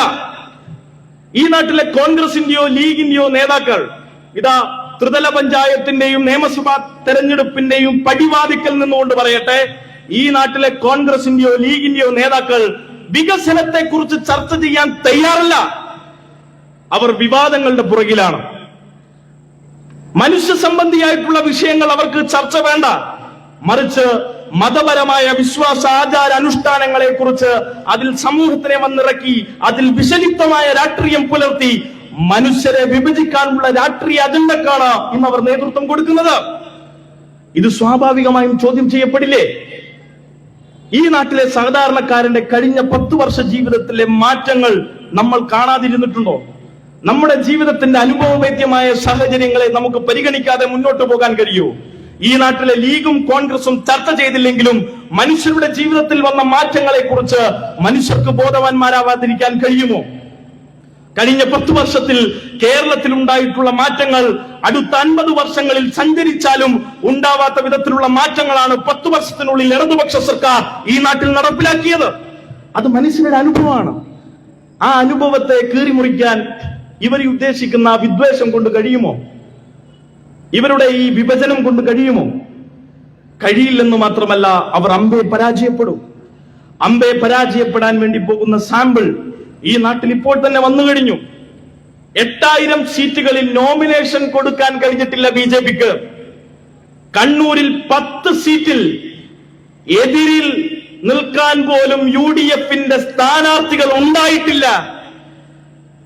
ഈ നാട്ടിൽ പലയിടങ്ങളിലും ഇടതുപക്ഷം ഇപ്പോൾ തന്നെ വിജയിച്ചു എന്ന പ്രഖ്യാപനവുമായി ജനങ്ങൾ ഓരോ തെരഞ്ഞെടുപ്പ് സ്ഥാനാർത്ഥികളെയും LDF സ്ഥാനാർത്ഥികളെയും ഹൃദയത്തിലേറ്റുവാങ്ങുന്ന കാഴ്ചയും അനുഭവവുമാണ് LDF-ന്റെ പ്രവർത്തകർക്ക് സമ്മാനിച്ചുകൊണ്ടിരിക്കുന്നത് ഈ തെരഞ്ഞെടുപ്പ് ചൂടിൽ. അത് കേരളത്തിന്റെ അനുഭവമാണ്.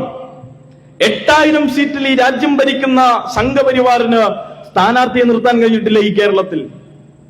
ഈ നാട്ടിൽ കോൺഗ്രസ് ഉള്ളതുകൊണ്ടാ? ഈ നാട്ടിൽ ഇന്ത്യൻ യൂണിയൻ മുസ്ലിം ലീഗുള്ളതുകൊണ്ടാണോ? നിങ്ങൾ ഈ നാട്ടിലെ ലീഗുകാരോട് ചോദിക്കണം, എന്താണ് ഈ കാലഘട്ടത്തിൽ നിങ്ങൾ RSSനെതിരെ നടത്തിയ സമരം? ഒരു സമരത്തിന്റെ പേര് പറ. നിങ്ങൾ RSSനെതിരെ നരേന്ദ്രമോദി നിങ്ങൾ ചെയ്തത് തെറ്റ് എന്ന് പറഞ്ഞ അവരുടെ ഒരു നേതാവിന്റെ സ്റ്റേറ്റ്മെന്റ് കാണിച്ചു തരാൻ പറ. ദൂരെ പണ്ടൊരു സിനിമയുണ്ട്, ജ്യോതിയെ കാണിച്ചുകൊണ്ടുവരാന്ന് പറഞ്ഞിട്ട് കിലുക്കത്തിൽ പണ്ട് രേവതിയും കുട്ടി പോകുന്നത്. അതുപോലെ ദൂരെ RSS എന്നൊരു അപകടമുണ്ട് എന്ന് മുസ്ലിം ജനവിഭാഗത്തെ ഇങ്ങനെ ചൂണ്ടിക്കാണിക്കും. എന്നാൽ ആ RSS എന്ന അപകടത്തെ, ആ അപകടത്തിനെതിരെ ഒരു പ്രസ്താവന ഇറക്കാൻ, ആ അപകടത്തിനെതിരെ ഒരു സമരം ചെയ്യാൻ, ആ അപകടത്തെ ഒന്ന് നുള്ളി നോവിക്കാൻ ഈ നാട്ടിലെ ഇന്ത്യൻ യൂണിയൻ മുസ്ലിം ലീഗിന് കഴിഞ്ഞിട്ടുണ്ടോ? കോൺഗ്രസിന്റെ കാര്യം ഞാൻ നേരത്തെ പറഞ്ഞല്ലോ, ഞങ്ങളെ ക്ഷണിച്ചിട്ടില്ല, അത് ശരിയായില്ല, ഇതാണ് അവരുടെ അഭിപ്രായം. രാമക്ഷേത്രത്തിന്റെ ഉദ്ഘാടനത്തിന് ഞങ്ങളെ ക്ഷണിച്ചില്ല, അത് ശരിയായില്ല, ഇതാണ് അവർ. വയനാട്ടിൽ രാഹുൽ ഗാന്ധി വരുമ്പോൾ ഇന്ത്യൻ യൂണിയൻ മുസ്ലിം ലീഗിന്റെ കൊടി താത്തിക്കൊള്ളണം. എന്റെ ലീഗാരെ, നിങ്ങളുടെ ഒരു ഗതി, നിങ്ങളുടെ ഗതിയുള്ള ഒരു പാർട്ടി, അയ്യോ സങ്കടം തോന്നുന്നു നിങ്ങളെ കാര്യം ആലോചിക്കുമ്പോ.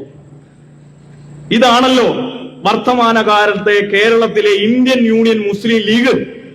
എന്ന് ആലോചിക്കുമ്പോൾ സങ്കടം തോന്നും. രാഹുൽ ഗാന്ധി വരരുതേ എന്നാണ് ലീഗിന്റെ നേതാക്കന്മാർ പ്രാർത്ഥിക്കുന്നത്. വന്നാ കൊടി വെച്ച് താഴോട്ട് പോകണം. കൊടിയൊന്നും എടുത്ത് പോകാൻ കഴിയില്ല. കൊടിയെടുത്താൽ പ്രശ്ന. രാഹുൽ ഗാന്ധി വരുമ്പോ ഇന്ത്യൻ യൂണിയൻ മുസ്ലിം ലീഗിന്റെ കൊടി പൊന്തിച്ച പ്രശ്ന.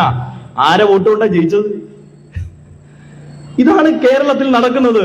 ഇതൊന്നും തിരിച്ചറിയാതെ സ്വന്തം കൂടെ നിൽക്കുന്ന കോൺഗ്രസിന് പോലും വിശ്വസിക്കാൻ കഴിയാത്ത, അല്ലെങ്കിൽ അവർക്ക് ഈ രാജ്യതലത്തിൽ ദേശീയ തലത്തിൽ അംഗീകരിക്കാൻ കഴിയാത്ത ഒരു രാഷ്ട്രീയ പാർട്ടിയാണ് ഇന്ത്യൻ യൂണിയൻ മുസ്ലിം ലീഗ് എന്ന് പകൽ പോലെ വ്യക്തമാണ്. ആ ഇന്ത്യൻ യൂണിയൻ മുസ്ലിം ലീഗിനാണെങ്കിൽ RSSനെതിരെ ഒരു സമരം ചെയ്ത ചരിത്രവും ഇല്ല. ഈ കാലഘട്ടത്തിൽ ഇന്ത്യൻ യൂണിയൻ മുസ്ലിം ലീഗ് RSSനെതിരെ ഒരു പ്രസ്താവന പോലും നടത്തിയില്ല, ഒരു സമരവുമില്ല. അവരാണ് ഈ കേരളത്തിൽ മതനിരപേക്ഷത സംരക്ഷിക്കുന്നു നമ്മൾ വിശ്വസിക്കേണ്ടത്. അവരാണ് ഈ കേരളത്തിൽ സംഘപരിവാറിനെതിരെ പോരാടുമെന്ന് നമ്മൾ വിശ്വസിക്കേണ്ടത്. ഈ കേരളത്തിൽ 8000 സീറ്റുകളിലേക്ക് സംഘപരിവാർ മത്സരിക്കാതെ ഇരുന്നിട്ടുണ്ടെങ്കിൽ, ഈ കേരളത്തിൽ പശുവിന്റെ പേരിലോ മതത്തിന്റെ പേരിലോ ജാതിയുടെ പേരിലോ വസ്ത്രത്തിന്റെ പേരിലോ ലിംഗത്തിന്റെ പേരിലോ ഭക്ഷണത്തിന്റെ പേരിലോ മനുഷ്യരെ വേട്ടയാടാൻ സംഘപരിവാർ ഇറങ്ങി വരാതിരുന്നിട്ടുണ്ടെങ്കിൽ, ഈ കേരളത്തിൽ അഭിമാന ബോധത്തോടുകൂടി മനുഷ്യർക്ക് ജീവിക്കാൻ കഴിയുന്നുണ്ടെങ്കിൽ, ഇടതുപക്ഷത്തിന്റെ ശക്തമായ രാഷ്ട്രീയ കേന്ദ്രമായി ഈ കേരളം നിലകൊള്ളുന്നത് കൊണ്ട് മാത്രമാണ് ഈ കാണുന്ന സംഘപരിവാർ ഈ മനുഷ്യരെ വേട്ടയാടാത്തത്. കേട്ടുകൊള്ളൂ ലീഗുകാരെ, കേട്ടോളൂ. ഇന്നിപ്പോ പറയുന്നുണ്ടല്ലോ CPM തകരട്ടെ. എന്താണ് സംഭവിക്കുക എന്ന് തിരിച്ചറിഞ്ഞോളൂ. അപകടത്തെ ചൂണ്ടിക്കാണിച്ചാൽ പോരാ, അപകടത്തെ പ്രതിരോധിക്കുന്ന ഈ രാഷ്ട്രീയ ഇച്ഛാശക്തിയുള്ള ഇടതുപക്ഷം നിലനിൽക്കണമെന്ന ആവശ്യം മനുഷ്യരോട് പറയാനുള്ള ധൈര്യം ഉണ്ടാകണം. അല്ല എങ്കിൽ സമൂഹത്തിനോടും വരും തലമുറയോടും ചെയ്യുന്ന ചതിയായി അത് മാറും. നിങ്ങളെ ചതിയന്മാരെന്നും ഒറ്റുകാരെന്നും വരും തലമുറ വിളിക്കും. അങ്ങനെ വിളിക്കണ്ട എങ്കിൽ ഈ കേരളത്തിൽ ഇടതുപക്ഷം ഉണ്ടാകണമെന്ന് ഈ നാട്ടിലെ മുഴുവൻ മനുഷ്യരും ആഗ്രഹിക്കുമ്പോൾ അതിനോടൊപ്പം അണിചേരാനെങ്കിലും നിങ്ങൾക്ക് കഴിയണം. അങ്ങനെ അണിചേർന്നില്ല എങ്കിൽ ഈ കേരളത്തെ മറ്റൊരു ഉത്തർപ്രദേശ് ആക്കാൻ, മറ്റൊരു ഗുജറാത്ത് ആക്കാൻ അവർ കടന്നു വരും. ഇപ്പൊ കുറച്ചു പേരുണ്ടല്ലോ, ഇരുട്ടുമുറിയിലിരുന്ന് ചർച്ച നടത്തുന്ന 3 ആളിരിക്കും, അടുപ്പ് കൂട്ടി ചർച്ചയാണ്. മീഡിയ മണ്ണ് എന്നാണ് ചാനലിന്റെ പേര്. അതിലൊരു ദാവൂദ് ഉണ്ട്, ദാവൂദ്. അയാളുടെ വിചാരം ഈ കേരളത്തിലെ ഇന്ത്യയിലെ മൊത്തം പുസ്തകങ്ങളും അയാളുടെ വായിലേക്കാണ് ആദ്യം ഇളക്കിവിട്ടത്. ഏറ്റവും അവസാനം അയാളുടെ ഒരു പ്രസ്താവന കേട്ടു. CPM ഇപ്പോ ഒരു കൃഷി നടത്തുന്നുണ്ടല്ലോ, ചെറുപ്പക്കാരെയൊക്കെ കൃഷിയിലും ഈ മണ്ണിനോടുള്ള മണ്ണിനു വേണ്ടി എന്നൊരു പുസ്തകം തന്നെ കമ്മ്യൂണിസ്റ്റുകാർ ഇറക്കിയിട്ടുണ്ട്. മാർക്സ് പ്രകൃതിയോടെ കുറിച്ചുള്ള ഒരു പുസ്തകം തന്നെ ഇറച്ചിട്ടുണ്ട്. ആന്റി ഡുറിങ് എന്ന പുസ്തകം മാർക്സും എംഗൽസും ചേർന്ന് പ്രകൃതിയെക്കുറിച്ചും ഈ ലോകം എങ്ങനെ നിലനിൽക്കണം എന്നതിനെ കുറിച്ചും ഏറ്റവും സമൂലമായിട്ടുള്ള കാഴ്ചപ്പാടാണ് മാർക്സിസം. ഇതൊന്നും ജമാഅത്ത് ഇസ്ലാമിക്കാർക്കും ലീഗുകാർക്കും, ലീഗിനെന്ത് മാർക്സിസം, ജമാഅത്ത് ഇസ്ലാമിക്ക് എന്ത് മാർക്സ്. അപ്പോ ഇവര് ഒരാള് വലിയ ആധികാരികമായി ഇരുന്നിട്ട് പറയുന്ന കേട്ടു, കൃഷി എന്ത് കൃഷിയാ? ജൈവകൃഷിയാ. ജൈവകൃഷി എന്ന് പറയുന്നത് ഹിന്ദുത്വമാണ്. ജൈവകൃഷി എന്ന് പറയുന്നത് ഹിന്ദുത്വമാണ്. നാളെ സംയോജിത കൃഷി എന്ന് പറയുന്നത് ഫാസിസമാണെന്ന് ഇവര് പറയുമെന്ന് നമുക്ക് കേൾക്കാതിരിക്കാൻ ഇവർക്ക് പറയും, എന്തായാലും പറയും. നാളെ കാരറ്റിനെ നോക്കി ഇവൻ സംഖ്യയാണെന്ന് വേണം ഇവർ പറയും, കാരണം നിറം ഓറഞ്ച് ആണല്ലോ.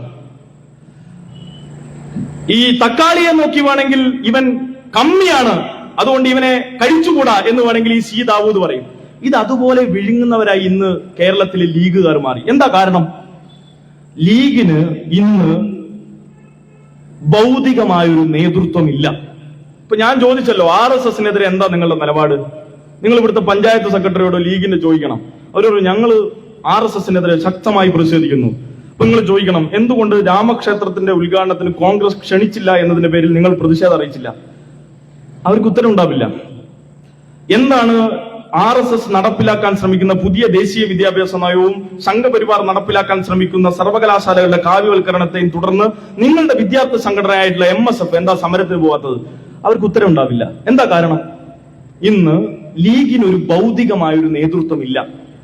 എന്താണ് പ്രത്യയശാസ്ത്രം, എന്താണ് നിലപാടെടുക്കേണ്ടത്, എന്താണ് ഞങ്ങളുടെ കാഴ്ചപ്പാട് എന്ന് വിവരിക്കാൻ ഇന്നൊരു ഭൗതിക നേതൃത്വം ലീഗിനില്ല, മുസ്ലിം ലീഗിനില്ല. ആ ഭൗതിക നേതൃത്വമായി ഇന്ന് ലീഗിന് വേണ്ടി പ്രവർത്തിക്കുന്നത് ഈ സംയോജിത കൃഷിക്കാരനായിട്ടുള്ള ദാവൂദ് ഉൾപ്പെടെയുള്ള ജമാഅത്ത് ഇസ്ലാമിക്കാരാണ്. ഇപ്പോ ഏറ്റവും അവസാനം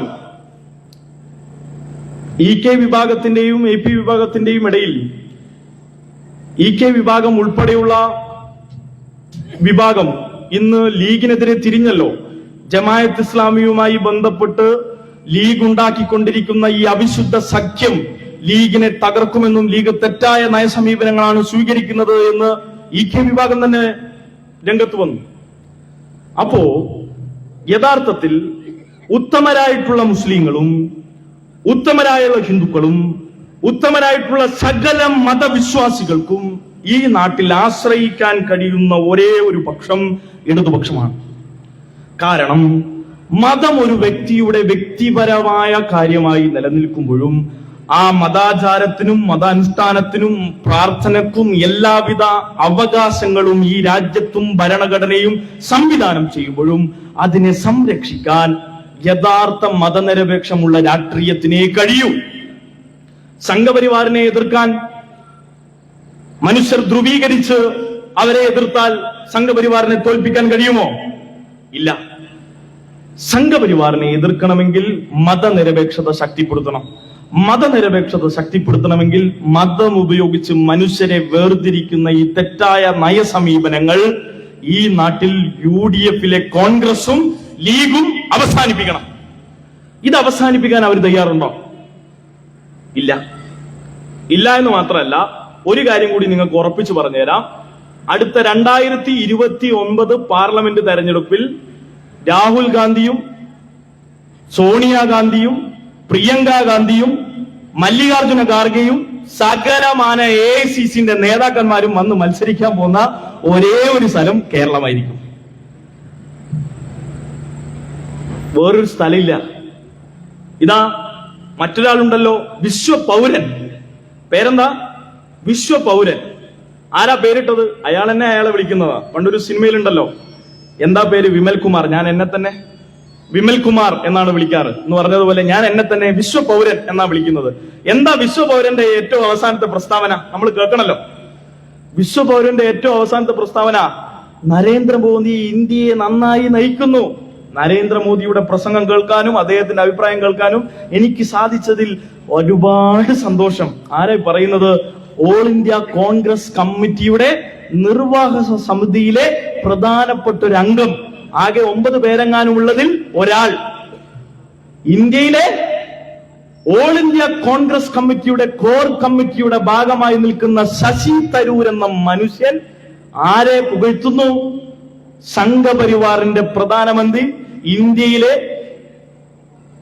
വർഗീയ ലഹളക്കും ഇന്ത്യയെ വിഭജിക്കാനും ഇന്ത്യയിൽ ലക്ഷോപലക്ഷം മനുഷ്യരെ വേട്ടയാടിയിട്ടുള്ള രാഷ്ട്രീയത്തിന് നേതൃത്വം കൊടുക്കുന്ന സംഘപരിവാറിന്റെ കുന്തമുനയായ നരേന്ദ്രമോദിയെ അംഗീകരിച്ചുകൊണ്ടുള്ള പ്രസ്താവനകൾ.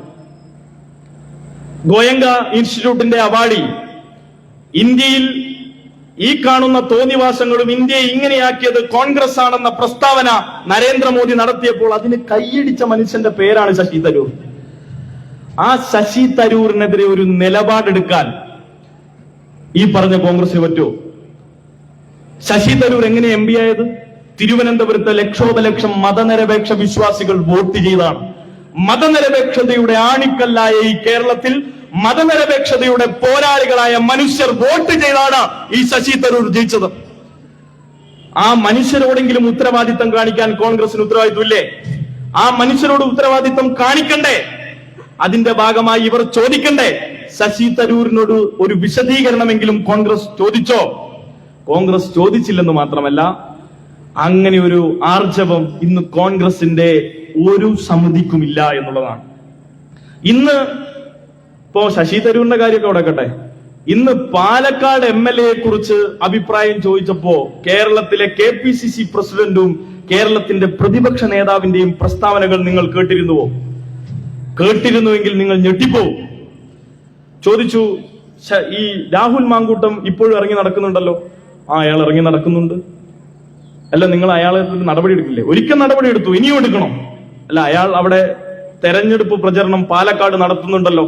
ലീഗുകാരും കോൺഗ്രസ്സുകാരൊക്കെ അയാളെ കൂട്ടിക്കൊണ്ടുവന്നല്ലോ.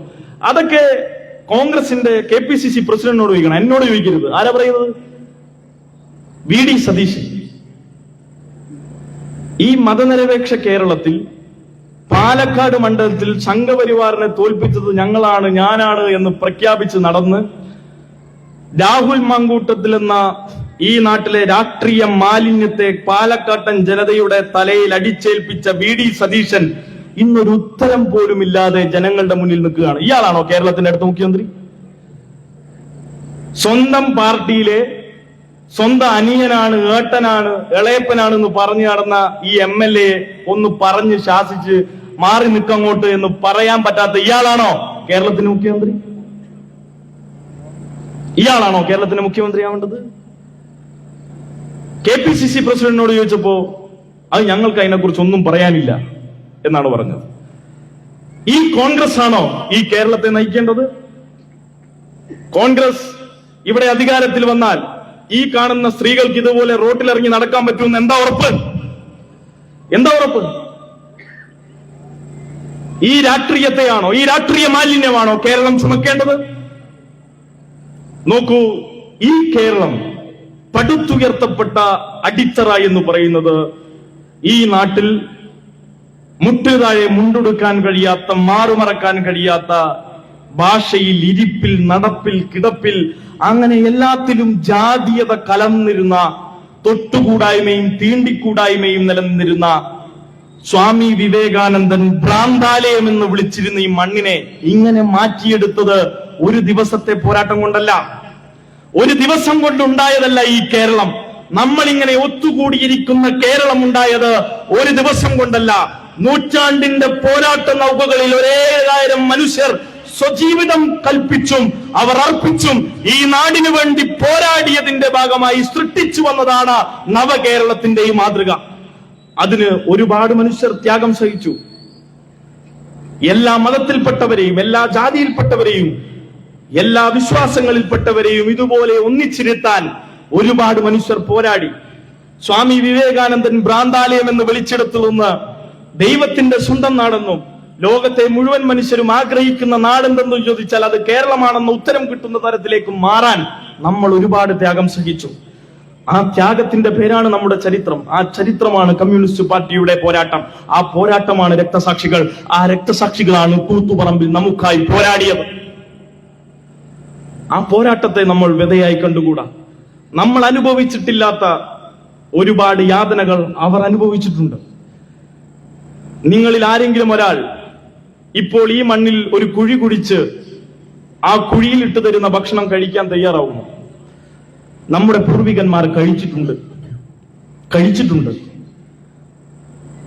ചിലപ്പോൾ ഇലയിടും, ചിലപ്പോൾ ഇലയിടില്ല, എന്നാലും അവർ കഴിച്ചിട്ടുണ്ട് മണ്ണോടുകൂടി. നമ്മളിൽ ആരെങ്കിലും ഇന്ന് ആരോ കടന്നു വരുന്നു എന്ന് കരുതി കണ്ണ് താഴ്ത്തി വസ്ത്രങ്ങളെല്ലാം ഊരിയെറിഞ്ഞ് തീണ്ടാപ്പടകളെ മാറി നിന്ന് തമ്പ്രാന് വഴി കൊടുക്കാൻ നമ്മൾ ഇന്ന് തയ്യാറാവുമോ? ഇല്ല, തയ്യാറാവില്ല. നമ്മളിൽ ആരെങ്കിലും, നമ്മുടെ കുട്ടികൾ ക്ലാസ് മുറിയിൽ ചെന്നിരുന്നാൽ ആ അധ്യാപികയോ അധ്യാപകനോ നീ ഇന്ന ജാതിയിലാണ്, ഇന്ന മതത്തിലാണ്, നീ ഇത് പഠിച്ചുകൂടാ എന്ന് പറഞ്ഞാൽ അത് കേട്ട് അതുപോലെ അനുസരിച്ച് തിരികെ വീട്ടിലേക്ക് നടക്കുമോ? നമ്മളിൽ ആരെങ്കിലും നമുക്കിഷ്ടമുള്ള ദേവനെ പ്രാർത്ഥിക്കാനോ ഇഷ്ടമുള്ള ദൈവത്തെ കാണാനോ പോകാൻ ശ്രമിക്കുമ്പോൾ നമ്മളെ ആരെങ്കിലും തടയാൻ ശ്രമിച്ചാൽ അതിനെ അംഗീകരിച്ചു കൊടുക്കുമോ? എന്നാൽ ഇതൊക്കെ കേരളത്തിൽ ഉണ്ടായിരുന്നു. ഇതൊക്കെ അനുഭവിച്ചവരാണ് നമ്മൾ. ആ അനുഭവത്തിൽ നിന്ന് നമ്മൾ ഇന്ന് കാണുന്ന കേരളമായി മാറിയത് നിങ്ങൾക്കിപ്പോ ഒന്ന് ചിന്തിക്കാൻ കഴിയുമോ? കുഴി കുഴിച്ച് അതിൽ കഞ്ഞി ഒഴിച്ച് അത് കഴിക്കുന്നതിനെ കുറിച്ച് ഒരാൾക്കും ചിന്തിക്കാൻ പോലും കഴിയില്ല. അങ്ങനെ മാറ്റിയെടുത്തത് നവോത്ഥാനമാണ്. ശ്രീനാരായണ ഗുരുവും അയ്യങ്കാളിയും വാഗ്ഭടാനന്ദനും പൊയ്കയിൽ യോഹനാനും ലക്ഷോപലക്ഷം മനുഷ്യരുടെ അടിമത്വവും പി കൃഷ്ണപിള്ളയും AKGയും EMSഉം ഇവരടങ്ങുന്ന പോരാട്ട വീര്യത്തിന്റെ ഭാഗമായി തൊഴിലാളികളെ പുന്നപ്രയിലും വയലാറിലും കയ്യൂരും കരിവള്ളൂരും കാവുമ്പായും മുനയംകുന്നും കൂത്തുപറമ്പിലും എണ്ണിയാൽ ഒടുങ്ങാത്ത സമര പോരാട്ടങ്ങൾ സംഘടിപ്പിച്ച് നേടിയതാണ് നമുക്കുന്നുള്ളതെല്ലാം.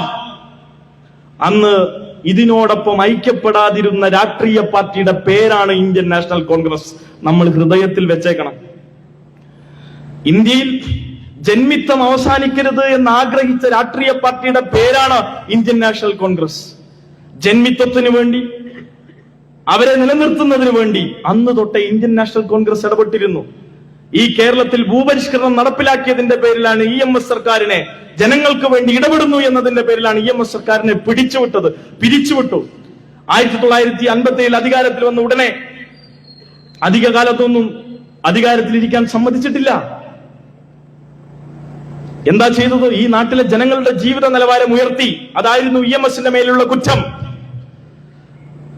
ആ കുറ്റം ചെയ്തതിന് പിരിച്ചുവിട്ടു കോൺഗ്രസ്. ഇന്നിപ്പോ ജനാധിപത്യ ഹത്യയെ കുറിച്ചൊക്കെ കോൺഗ്രസ്സുകാർ പ്രസംഗിക്കുന്നുണ്ടല്ലോ. എന്തവകാശം അവർക്കത് പറയാൻ?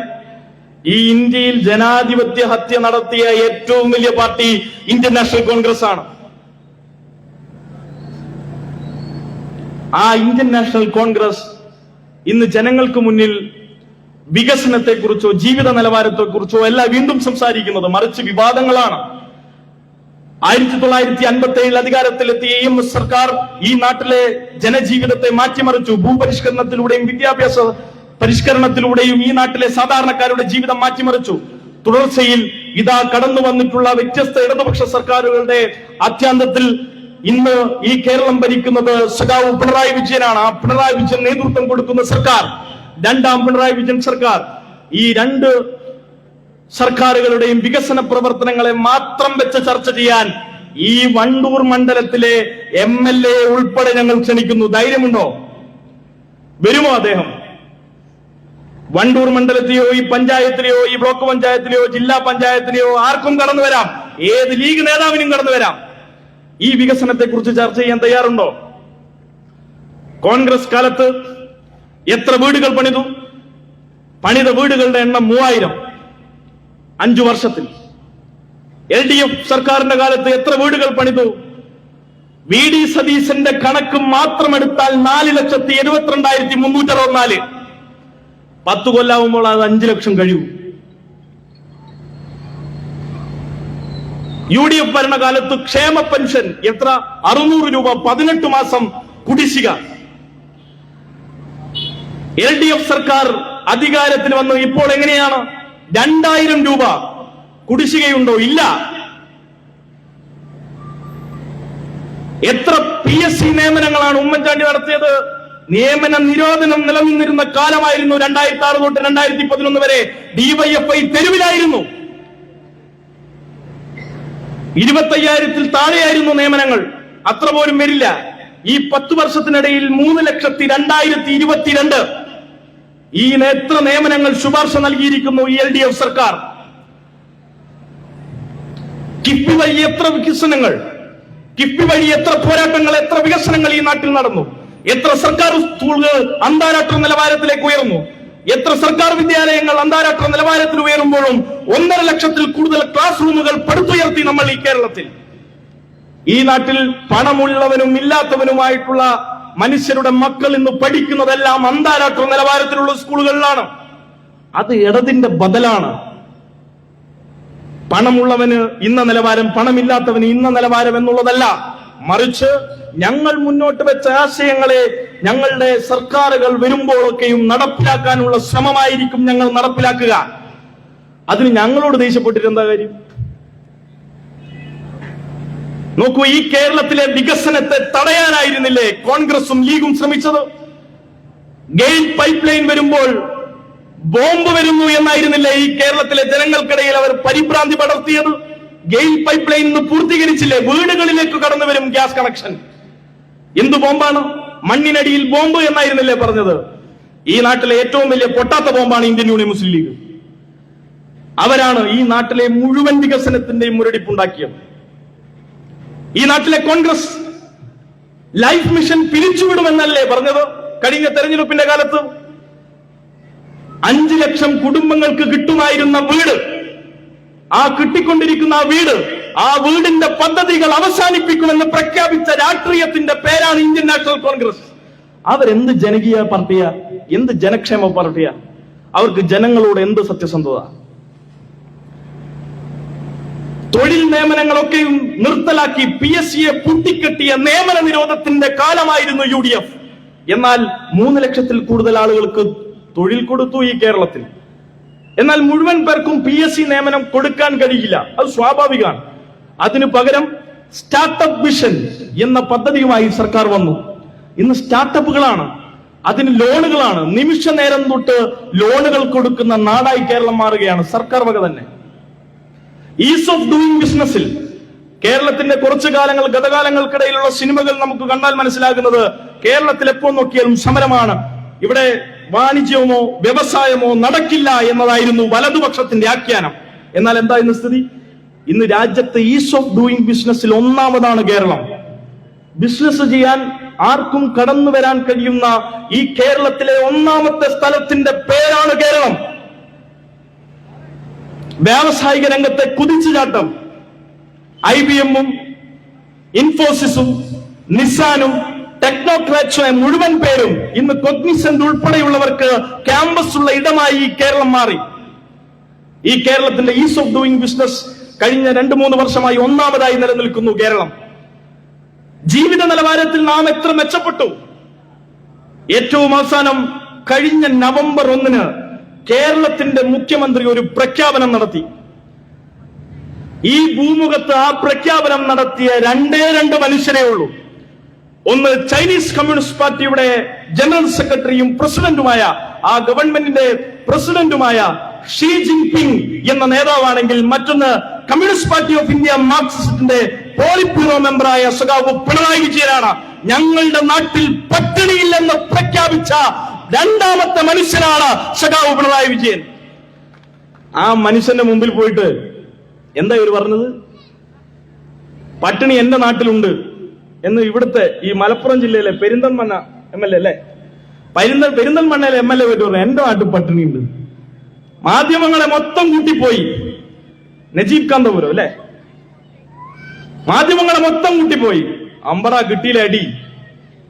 ചോദിക്കുമ്പോ എന്താ മനസ്സിലായിട്ടുള്ളത്? അങ്ങനെ ഒരു പ്രശ്നമേ ആ ജനങ്ങൾ ബാധിക്കുന്നില്ല. സ്വന്തം ജനങ്ങൾ എന്താണ് അനുഭവിക്കുന്നത് എന്ന് പോലും തിരിച്ചറിയാത്ത ഒരു MLA. അത് ഈ പെരിന്തൽമണ്ണ ഇത്തവണ തോക്കുമ്പോ അങ്ങ് തിരിഞ്ഞോളൂ എന്താ സംഭവിക്കുക. നോക്കൂ, ഇതല്ലേ ഈ കേരളത്തിന്റെ അനുഭവം? പട്ടിണിയില്ലാത്ത മനുഷ്യർ, ജീവിക്കാനുള്ള സാഹചര്യം. ഈ നിമിഷത്തിലും നമുക്ക് നമ്മുടെ കുട്ടികളെ anganwadi, LP, UP, high school, higher secondary, college, engineering, medical കോളേജുകൾ നമ്മുടെ നാട്ടിൽ തന്നെ ഇല്ലേ? മുഴുവൻ ജില്ലകളിലും മെഡിക്കൽ കോളേജുകൾ, എഞ്ചിനീയറിംഗ് കോളേജുകൾ. ഈ രാജ്യത്തെ തന്നെ ഉന്നത നിലവാരം പുലർത്തുന്ന 4 യൂണിവേഴ്സിറ്റികൾ ഈ കേരളത്തിലാണ്. ആദ്യ 50 യൂണിവേഴ്സിറ്റിയിൽ ഏറ്റവും നല്ല യൂണിവേഴ്സിറ്റികളുടെ 4 ഈ കേരളത്തിലാണ്. കേരള സർവകലാശാല, MG സർവകലാശാല, കുസാറ്റ്, കാലിക്കറ്റ്. എങ്ങനെ നേടി? ഇതിനെ നേടുമ്പോഴും ഈ കേരളത്തിൽ സംഘപരിവാർ ഗവർണറിലൂടെയും അവർ നിയമിച്ച താൽക്കാലിക VC-മാരിലൂടെയും അവർ നിയമിച്ച ആ താൽക്കാലിക VC-മാർ നിയമിച്ച സിൻഡിക്കേറ്റ് സെനറ്റ് അംഗങ്ങളിലൂടെയും ഈ കേരളത്തിന്റെ യൂണിവേഴ്സിറ്റിയുടെ നിലവാരം തകർക്കാൻ ശ്രമിച്ചു. അപ്പോഴൊക്കെയും ഈ നാട്ടിലെ ഇടതുപക്ഷം പറഞ്ഞു, ഇതാ സംഘപരിവാർ അജണ്ടയുമായി കടന്നു വരുന്നു, പ്രതിരോധിക്കണം. ആ പ്രതിരോധത്തിന്റെ മുന്നിൽ DYFI-യും SFI-യും മാത്രമേ ഉണ്ടായുള്ളൂ. ഈ നാട്ടിൽ സംഘപരിവാറിനെ ചെറുക്കാനാണെങ്കിൽ എന്റെ MSF ആ സമരത്തിന് വന്നില്ല? എന്റെ യൂത്ത് കോൺഗ്രസ് സമരത്തിന് വന്നില്ല? എന്റെ KSU സമരത്തിന് വന്നില്ല? സംഘപരിവാറിനെതിരെ സമരമില്ലെന്നതിന്റെ ഏറ്റവും വലിയ ഉദാഹരണം അതല്ലേ? കാലിക്കറ്റ് VC, കോഴിക്കോട് സർവകലാശാല. ഈ ഇവിടെ ഇരിക്കുന്ന കുട്ടികളൊക്കെ പഠിക്കുന്നുണ്ട് കോഴിക്കോട് സർവകലാശാലയാ. ആ കോഴിക്കോട് സർവകലാശാലയുടെ VC രവീന്ദ്രൻ, ആ രവീന്ദ്രന് പൂർണ്ണ പിന്തുണ നൽകുന്നത് MSF-ഉം KSU-ആ. ആ രവീന്ദ്രനെ നിയമിച്ചതാരാ? RSS. എന്താണ് ഇവർ തമ്മിലുള്ള ബന്ധം? സംഘപരിവാറിനെ പിന്തുണച്ചാലും പ്രശ്നമില്ല, സംഘപരിവാർ വളർന്നാലും പ്രശ്നമില്ല. കേരളത്തിലെ CPM തകർന്നാൽ മതി, ഇടതുപക്ഷം ഇല്ലാതായി മതി എന്ന നിലപാടാണ് കോൺഗ്രസിനും ലീഗിനും. അങ്ങനൊരു നിലപാട് ഞങ്ങൾക്കില്ല. കോൺഗ്രസും ലീഗും തകരണമെന്നുള്ള നിലപാടൊന്നും ഞങ്ങൾക്കില്ല. നിങ്ങൾ ഈ നിലപാടങ്ങ് മാറ്റിയേക്കണം. നിങ്ങൾ ഈ ഇരട്ടത്താപ്പ് മാറ്റണം. നിങ്ങൾ ഈ വർഗീയത അവസാനിപ്പിക്കണം. അത് മാത്രമേ ഞങ്ങൾക്കുള്ളൂ. മതനിരപേക്ഷ കക്ഷികൾ എന്ന സ്വയം അവകാശപ്പെടുന്ന നിങ്ങൾ തകർന്ന് തരിപ്പകണമാണ് എന്നൊരു അഭിപ്രായമൊന്നും ഞങ്ങൾക്കില്ല. പക്ഷേ ഈ നാട്ടിൽ സംഘപരിവാറിനെതിരെയുള്ള സമരത്തിന് ആത്മാർത്ഥമായി ഇടപെടാനുള്ള ധൈര്യവും നിങ്ങൾക്കുണ്ടാകണം. അതില്ലാത്തതിന്റെ ഒട്ടനവധി തെളിവുകളാണ് ഇന്ത്യൻ പശ്ചാത്തലത്തിൽ കാണുന്നത്. അതുകൊണ്ടാണ് ചോദ്യം ചെയ്യാത്തവരായി സംഘപരിവാർ മാറുമ്പോഴും അവിടവിടങ്ങളിൽ കൊച്ചു പ്രതീക്ഷകളുടെ രൂപത്തിൽ ഇടതുപക്ഷത്തിന്റെ ഏറ്റവും സമരതീക്ഷണമായ പോരാട്ടങ്ങൾ ഇന്ത്യയിലെമ്പാടും സംഘപരിവാറിനെതിരെ ഞങ്ങൾ നടത്തുന്നത്. ഈ നാട്ടിൽ സംഘപരിവാറിന് യഥാർത്ഥ ശത്രുക്കള് ആര് എന്ന ചോദ്യത്തിന് അവർ ഒളിഞ്ഞും തെളിഞ്ഞും പല ഘട്ടങ്ങളിലും പ്രഖ്യാപിച്ചതും പ്രസ്താവിച്ചതുമാണ് ഇടതുപക്ഷം എന്നുള്ളത്.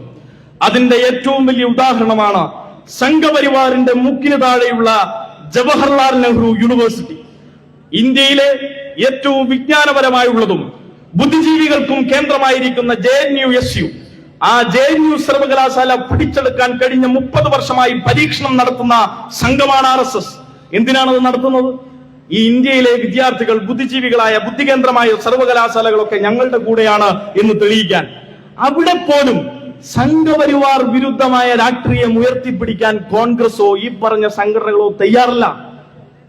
പിന്നെ എങ്ങനെയാണ് ഇന്ത്യയിലെ ഈ വർത്തമാനകാല സാഹചര്യത്തിലെ അപകടകരമായ സംഘപരിവാർ രാഷ്ട്രീയത്തെ നമുക്ക് പ്രതിരോധിക്കാൻ കഴിയുക? ഈ കേരളത്തിൽ CPM-ഉം DYFI-യും SFI-യും മാത്രം സംഘപരിവാറിനെ പ്രതിരോധിച്ചാൽ മതി എന്ന നിലപാടാണ് ഇവർക്കുള്ളത്. ഈ കേരളത്തിലെ സർവകലാശാലകളെയും ഈ കേരളത്തിലെ സർക്കാരിന് കൊടുക്കാനുള്ള പണവും ഈ കേരളത്തിന്റെ ആനുകൂല്യങ്ങളും തടഞ്ഞു വെക്കുന്ന കേന്ദ്ര സർക്കാരിനെതിരെ സമരം ചെയ്യാൻ നിങ്ങളും വരുമോ എന്ന ചോദ്യം ഈ കേരളത്തിലെ സർക്കാർ, ഈ കേരളത്തിലെ കമ്മ്യൂണിസ്റ്റ് പാർട്ടി കോൺഗ്രസുകാരോട് ചോദിച്ചു. വന്നോ? ഡൽഹിയിൽ പോയി സമരം ചെയ്യാൻ അവരെ ക്ഷണിച്ചു. വന്നോ? വന്നില്ലെന്ന് മാത്രമല്ല, ആ സമരത്തിൽ എവിടെയും അവർ പങ്കെടുത്തില്ലെന്ന് മാത്രമല്ല, അങ്ങനെ ഒരു അഭിപ്രായമേ അവർക്കില്ല. കേന്ദ്ര സർക്കാർ പണം കൊടുക്കണം, തടഞ്ഞു വെച്ചിരിക്കുന്ന 50,000 കോടി രൂപയിൽ പരം രൂപ ഈ കേരളത്തിന് നൽകണമെന്ന് ഇന്നേ വരെക്കും അവർക്ക് അഭിപ്രായമില്ല. അപ്പൊ യഥാർത്ഥത്തിൽ എന്താ വിഷയം? ഈ കേരളം മെച്ചപ്പെടണമെന്നല്ല, മുന്നോട്ട് വരണമെന്നല്ല, മറിച്ച് കേവല അധികാരം ലഭിക്കുക എന്ന് മാത്രമാണ് അവരുടെ ലക്ഷ്യം. ഇപ്പോ ത്രിതല പഞ്ചായത്ത് തെരഞ്ഞെടുപ്പാണല്ലോ. ഇപ്പൊ ത്രിതല പഞ്ചായത്ത് തെരഞ്ഞെടുപ്പിൽ അവർ മത്സരിക്കേണ്ടെന്ന് നമ്മൾ പറയുന്നില്ല. പക്ഷെ ഒരു കാര്യം, ഈ ത്രിതല പഞ്ചായത്ത് തെരഞ്ഞെടുപ്പിന്റെ അധികാര വികേന്ദ്രീകരണം എങ്ങനെയാ നടന്നത്? അതിന്റെ ചരിത്രം കൂടി നമ്മൾ അറിയണല്ലോ.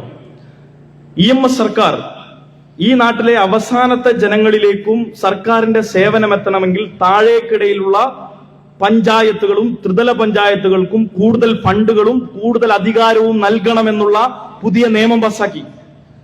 അന്ന് കോൺഗ്രസ് എന്താ പറഞ്ഞെന്നറിയോ?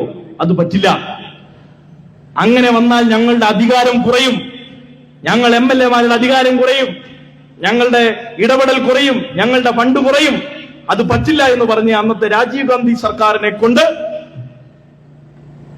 ഭരണഘടനാപരമായിട്ടുള്ള പരിച്ഛേദത്തിൽ മാറ്റം വരുത്തി, നിയമത്തിൽ മാറ്റം വരുത്തി ദുർബലപ്പെടുത്തുകയായിരുന്നു പഞ്ചായത്ത് സംവിധാനങ്ങളെ.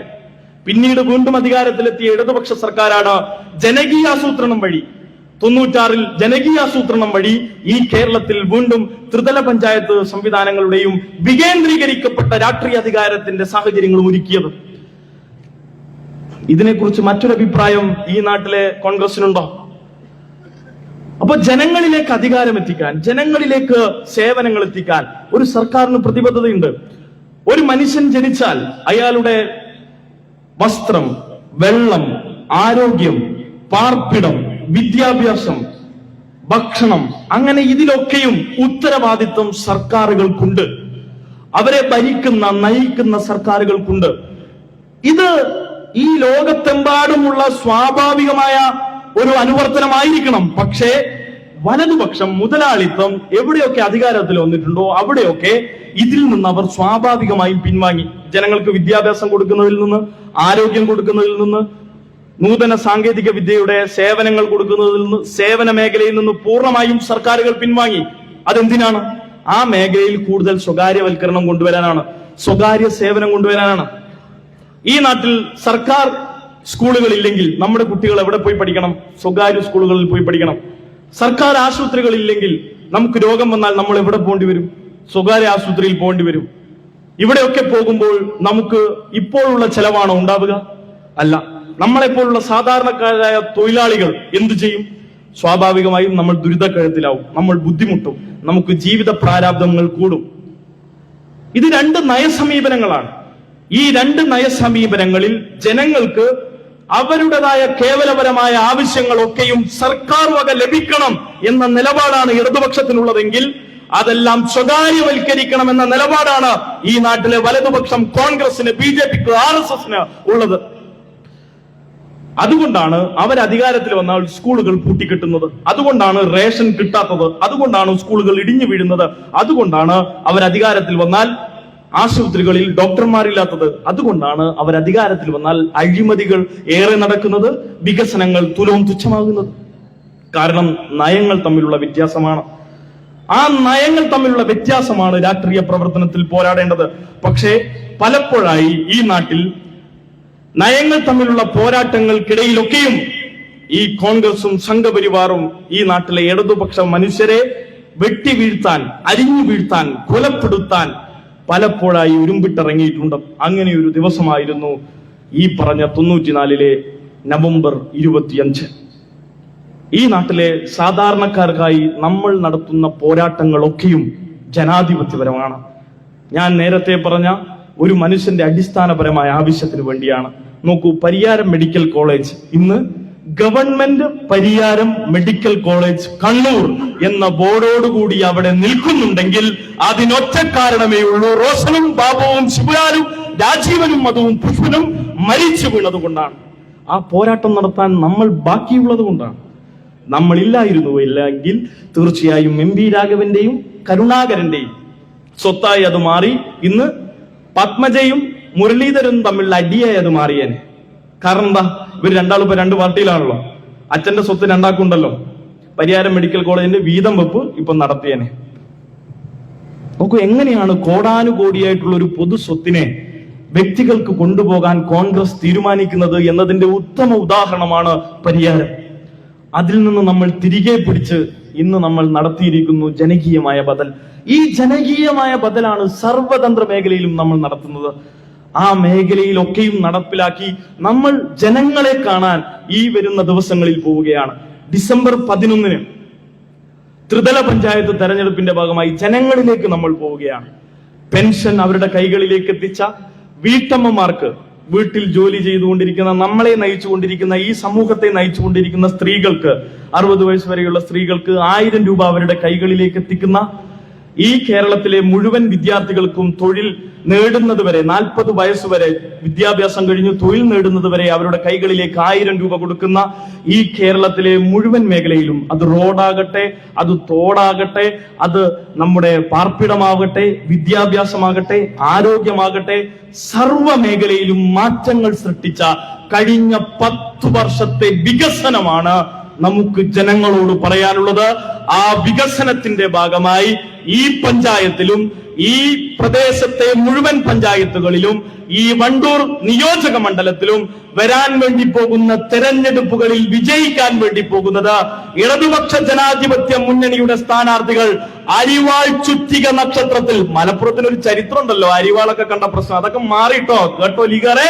അരിവാൾ ചുറ്റിക നക്ഷത്രത്തിൽ അടയാളത്തിൽ 10,000-കണക്കിന് വോട്ടുകൾ, 1000-കണക്കിന് വോട്ടുകൾ നേടി ഈ നാട്ടിൽ ഇടതുപക്ഷം വീണ്ടും അധികാരത്തിൽ വരുന്ന കാഴ്ച നിങ്ങൾ കാണുമെന്നുള്ള ഉറപ്പാണ് ജനങ്ങളുടെ അനുഭവവേദ്യത്തിന്റെ ഭാഗമായി ഞങ്ങൾക്ക് പറയാനുള്ളത്. ഇത് ഞങ്ങളുടെ കോൺഫിഡൻസ് എഴുതി വെച്ചോ. അത് നിങ്ങൾ പറയുന്ന ഒരു വിവാദത്തിന്റെയും കൂട്ടുപിടിച്ചല്ല, നിങ്ങൾ പറയുന്ന ഒരു ജമാഅത്ത് ഇസ്ലാമിയുടെയും മൗദൂദിയുടെയും കണ്ണിൽ പിടിച്ചല്ല. ഞങ്ങൾ ഒരു കാറൽ മാർക്സും നിങ്ങൾ മുന്നോട്ട് വെച്ചിട്ടുള്ള പ്രത്യയശാസ്ത്രപരമായ രാഷ്ട്രീയത്തിന്റെ അടയാളത്തിൽ വെച്ചല്ലാതെ നിങ്ങൾ ഉദ്ദേശിക്കുന്ന ഒരു വിവാദത്തിന്റെയും പശ്ചാത്തലത്തിലല്ല ഞങ്ങൾ വരാൻ വേണ്ടി പോകുന്നത്.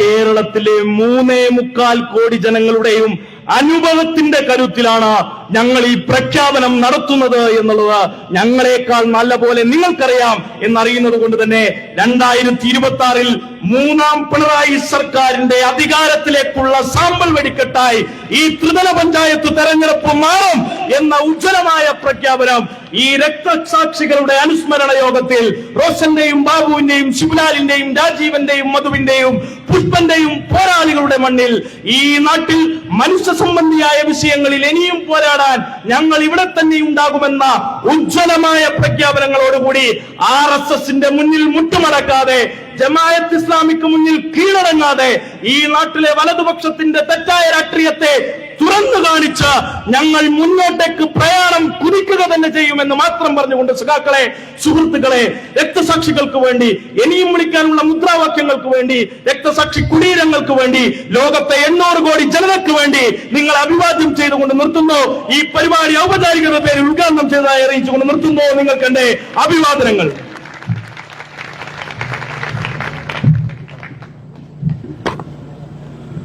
നമ്മുടെ ഈ വേദിയിൽ വണ്ടൂർ ഈ വരാൻ പോകുന്ന തദ്ദേശ സ്വയംഭരണ തെരഞ്ഞെടുപ്പിൽ വണ്ടൂർ ഡിവിഷനിൽ നിന്നും ജില്ലാ പഞ്ചായത്തിലേക്ക് മത്സരിക്കുന്ന സഖാവ് മിനികല പള്ളിയാലി ഈ വേദിയിലുണ്ട്. അതുപോലെ തന്നെ നടുവത്ത് ഡിവിഷനിൽ നിന്നും മത്സരിക്കുന്ന ജ്യോതിമോൾ ഈ വേദിനകത്തുണ്ട്. സമയം വൈകിയത് കൊണ്ട് അവരാരും അഭിവാദ്യം ആശംസകൾ അർപ്പിക്കാൻ പറഞ്ഞിട്ടുണ്ട്. ഈ പൊതുയോഗത്തിന് നന്ദി പറഞ്ഞ് സംസാരിക്കുന്നത് ഡിവൈഎഫ്ഐയുടെ വണ്ടൂർ ബ്ലോക്ക് ട്രഷററായിട്ടുള്ള സഖാവ് ഷൈജു ആണ്. ഷൈജുവിനെ വളരെ ആദരപൂർവ്വം നന്ദി പറയുന്നതിന് വേണ്ടി ക്ഷണിക്കുന്നു.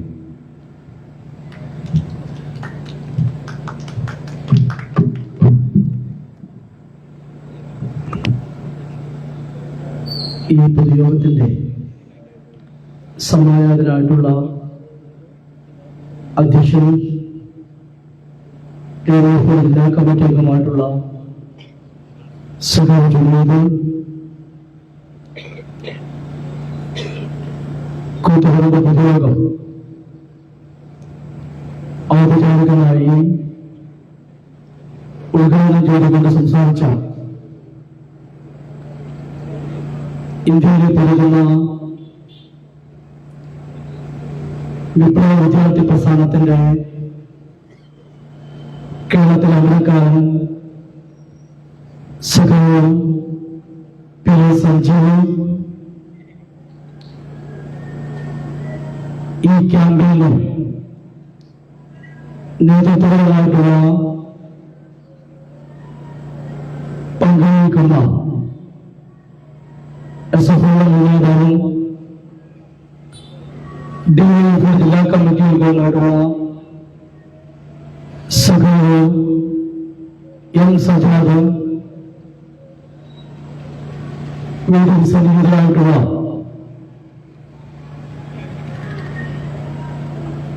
മലപ്പുറം ജില്ലാ പഞ്ചായത്ത് വണ്ടൂർ ഡിവിഷനിലേക്കും ഇടതുപക്ഷ ജനാധിപത്യ മുന്നണിയുടെ സാരഥിയായി മത്സരിക്കുന്ന സഖാവ് പള്ളിയാലി മിനികല, വണ്ടൂർ ബ്ലോക്ക് പഞ്ചായത്തിന്റെ നടുവത്ത് ഡിവിഷനിലേക്ക് ഇടതുപക്ഷ ജനാധിപത്യ മുന്നണിയുടെ സാരഥിയായി മത്സരിക്കുന്ന സഖാവ് കെ ജ്യോതിമോൾ, ഈ വേദിയിലും സദസ്സിലും നടക്കുന്ന ജനാധിപത്യ വിശ്വാസികളെ, പ്രിയപ്പെട്ട സുഹൃത്തുക്കളെ, കൂത്തുപറമ്പിന്റെ സമരവീതിയുടെ പ്രചുരമായിട്ടുള്ള ഓർമ്മകൾ പുതുക്കുന്ന വേളയിലാണ് ഞാനും നിങ്ങളും ഇവിടെ ഒത്തുചേർന്നുകൊണ്ടിരിക്കുന്നത്. ഏതാനും മണിക്കൂറുകളായി ഈ രാജ്യത്തിന്റെ ഇടതുപക്ഷ പ്രസ്ഥാനത്തിന്റെ പ്രശസ്തിയെക്കുറിച്ചും ഇടതുപക്ഷം എന്താണെന്നുള്ളതും ഇടതുപക്ഷത്തിന്റെ ആവശ്യകതയെക്കുറിച്ചും സവിസ്തരം ഇവിടെ സംസാരിച്ചു കഴിഞ്ഞു. തീർച്ചയായും കൂത്തുപറമ്പ് രക്തസാക്ഷികൾ ഉയർത്തിപ്പിടിച്ച മതനിരപേക്ഷതയ്ക്കും സാമ്രാജ്യത്വത്തിനും അധിനിവേശത്തിനും ഈ നാടിന്റെ പട്ടിണി പാവങ്ങൾക്കും കാവലായി നിൽക്കേണ്ടത് ഈ നാടിന്റെ സർവമുഖമായിട്ടുള്ള വികസനത്തിന് നേതൃത്വം കൊടുക്കുന്ന ചെങ്കൊടി പ്രസ്ഥാനവും ഇടതുപക്ഷ ജനാധിപത്യ മുന്നണിയുമാണ് എന്നുള്ള നാടിന്റെ തിരിച്ചറിവാണ് ഈ പ്രസ്ഥാനത്തിന് തീർച്ചയായും കരുത്ത് പകർന്നുകൊണ്ടിരിക്കുന്നത്. വരാനിരിക്കുന്ന തദ്ദേശ സ്വയംഭരണ തെരഞ്ഞെടുപ്പിൽ ഈ നാടിന്റെ പ്രതിനിധികളായി ഈ പഞ്ചായത്തിൽ നിന്നും 19 വാർഡിൽ നിന്നും കരുത്തുറ്റ സ്ഥാനാർത്ഥികളെയാണ് ഇടതുപക്ഷം ഈ നാടിന്റെ മുന്നിൽ അവതരിപ്പിക്കപ്പെട്ടിട്ടുള്ളത്. തീർച്ചയായും നേരത്തെ സൂചിപ്പിക്കപ്പെട്ടതുപോലെ ജില്ലാ പഞ്ചായത്തിലേക്കും ബ്ലോക്ക് പഞ്ചായത്ത് ഡിവിഷനിലേക്കും സമാനമായ രീതിയിൽ ഈ നാടിനെ ചേർത്ത് നിർത്തുന്നതിന് വേണ്ടി ആവശ്യമായിട്ടുള്ള ഇടപെടലുകൾ നടത്തുന്നതിന് വേണ്ടി കരുത്താർജിച്ചിട്ടുള്ള പ്രിയപ്പെട്ടവരെയാണ് ഈ നാടിന്റെ മുന്നിൽ ഇടതുപക്ഷം അവതരിപ്പിക്കപ്പെട്ടിട്ടുള്ളത്. തീർച്ചയായും ഈ നാടിനോട് ചേർന്ന് നിൽക്കാൻ, ഈ നാടിന്റെ വികസന പ്രവർത്തനങ്ങൾ ഏറ്റെടുത്ത് മുന്നോട്ട് പോകാൻ, ഈ നാടിന്റെ പുരോഗതിയിൽ കൃത്യവും വ്യക്തവുമായ സുദീർഘമായ സേവനങ്ങൾ നടപ്പിലാക്കാൻ ഇടതുപക്ഷത്തിന്റെ സാരഥികൾ ഈ നാട്ടിൽ വിജയിച്ചു വരേണ്ടത് ഈ നാടിന്റെ പൊതുവായ ആവശ്യമാണ് എന്നുള്ളത് ഈ നാടിലെ ഓരോരുത്തർക്കും കൃത്യവും വ്യക്തവുമായ ബോധ്യമുള്ളതാണ്. അതുകൊണ്ട് ഈ വരാനിരിക്കുന്ന തെരഞ്ഞെടുപ്പിൽ ഈ നാടിലെ ഇടതുപക്ഷ സ്ഥാനാർത്ഥികളെ വമ്പിച്ച ഭൂരിപക്ഷത്തോടു കൂടി വിജയിപ്പിക്കുന്നതിനു വേണ്ടി, ഈ നാടിന്റെ ഹൃദയപക്ഷമാക്കി മാറ്റുന്നതിനു വേണ്ടി ഈ തിരുവാലി പഞ്ചായത്തിലും ഈ മണ്ഡലത്തിലും മലപ്പുറം ജില്ലയിലും ഈ സർക്കാരിന്റെ വികസന പ്രവർത്തനങ്ങളിൽ ജനങ്ങളിലേക്ക് നേരിട്ടെത്തിക്കുന്നതിനു വേണ്ടി ഈ മുഴുവൻ സ്ഥാനാർത്ഥികളെയും വിജയിപ്പിക്കാൻ ആവശ്യമായിട്ടുള്ള രാഷ്ട്രീയ ഇടപെടലുകൾ നടത്തി ഈ നാട്ടിലെ മുഴുവൻ ആളുകളെയും ഇടതുപക്ഷത്തെ കുറിച്ച് സംബന്ധിച്ചുകൊണ്ട് വികസനത്തിന്റെ രാഷ്ട്രീയം ഉയർത്തിപ്പിടിച്ചുകൊണ്ട്, മതനിരപേക്ഷതയുടെ രാഷ്ട്രീയം ഉയർത്തിപ്പിടിച്ചുകൊണ്ട് പാവപ്പെട്ട മനുഷ്യനെ, അനുകൂലിക്കപ്പെട്ട മനുഷ്യനെ ചേർത്ത് നിർത്തിക്കൊണ്ട് ഈ നാട് ഒന്നിച്ചു നയിക്കുന്നതിനു വേണ്ടി നിങ്ങളാൽ കഴിയുന്ന മുഴുവൻ പ്രവർത്തനങ്ങൾക്കും നേതൃത്വപരമായ പങ്കുവഹിക്കണമെന്ന് ഒരിക്കൽ കൂടി സൂചിപ്പിച്ചുകൊണ്ട് ഈ സ്ഥാനാർത്ഥികൾക്ക് മുഴുവൻ ഒരിക്കൽ കൂടി വോട്ടഭ്യർത്ഥിച്ചുകൊണ്ട് ഈ പരിപാടി ഔപചാരികമായി ഉദ്ഘാടനം ചെയ്ത പ്രിയ സഞ്ജീവന് ഈ നാടിനു വേണ്ടി ഇവിടെ ഒത്തുചേർന്ന മുഴുവൻ ആളുകൾക്ക് വേണ്ടി ഹൃദയത്തോട് ചേർത്ത് നന്ദി പ്രകാശിപ്പിക്കുകയാണ്. അതുപോലെ തന്നെ ഇവിടെ ഒത്തുചേർന്നിട്ടുള്ള ഈ പരിപാടി ശ്രമിച്ചുകൊണ്ടിരിക്കുന്ന മുഴുവൻ ജനാധിപത്യ വിശ്വാസികൾക്കും ഡിവൈഎഫ്ഐയുടെ ബ്ലോക്ക് കമ്മിറ്റിക്ക് വേണ്ടിയും സംഘാടക സമിതിക്ക് വേണ്ടിയും ഹൃദയത്തിന്റെ ഭാഷയിൽ നന്ദി പ്രകാശിപ്പിക്കുകയാണ്. അതുപോലെ തന്നെ ഈ നാടിന്റെ ഭാഗമായി ചേർന്ന് നിൽക്കാൻ, ഈ നാടിന്റെ മുഴുവൻ ആളുകളെയും ചേർത്ത് നിർത്തുന്നതിനു വേണ്ടി ഈ പരിപാടിയിൽ ഉടനീളം പങ്കെടുത്തുകൊണ്ടിരിക്കുന്ന ഇടതുപക്ഷ ജനാധിപത്യ മുന്നണിയുടെ സ്ഥാനാർത്ഥികൾക്ക് വേണ്ടി ഇവിടെ ചേർന്ന് നിന്നുള്ള മുഴുവൻ ആളുകൾക്കും ഒറ്റവാക്കിൽ നന്ദി പ്രകാശിപ്പിച്ചുകൊണ്ട് ഈ അനുസ്മരണ പൊതുയോഗം അധ്യക്ഷൻ അനുമതിയോടുകൂടി ഇവർ അവസാനിച്ചതായി അറിയിക്കുന്നു. നന്ദി, അഭിവാദ്യങ്ങൾ. നമ്മുടെ ത്രിതല പഞ്ചായത്ത് തെരഞ്ഞെടുപ്പിലേക്ക് മത്സരിക്കുന്ന നമ്മുടെ സ്ഥാനാർത്ഥികൾ വേദിയിലുണ്ട്. ആ സ്ഥാനാർത്ഥികളെ വിജയാഭിവാദ്യം ചെയ്തു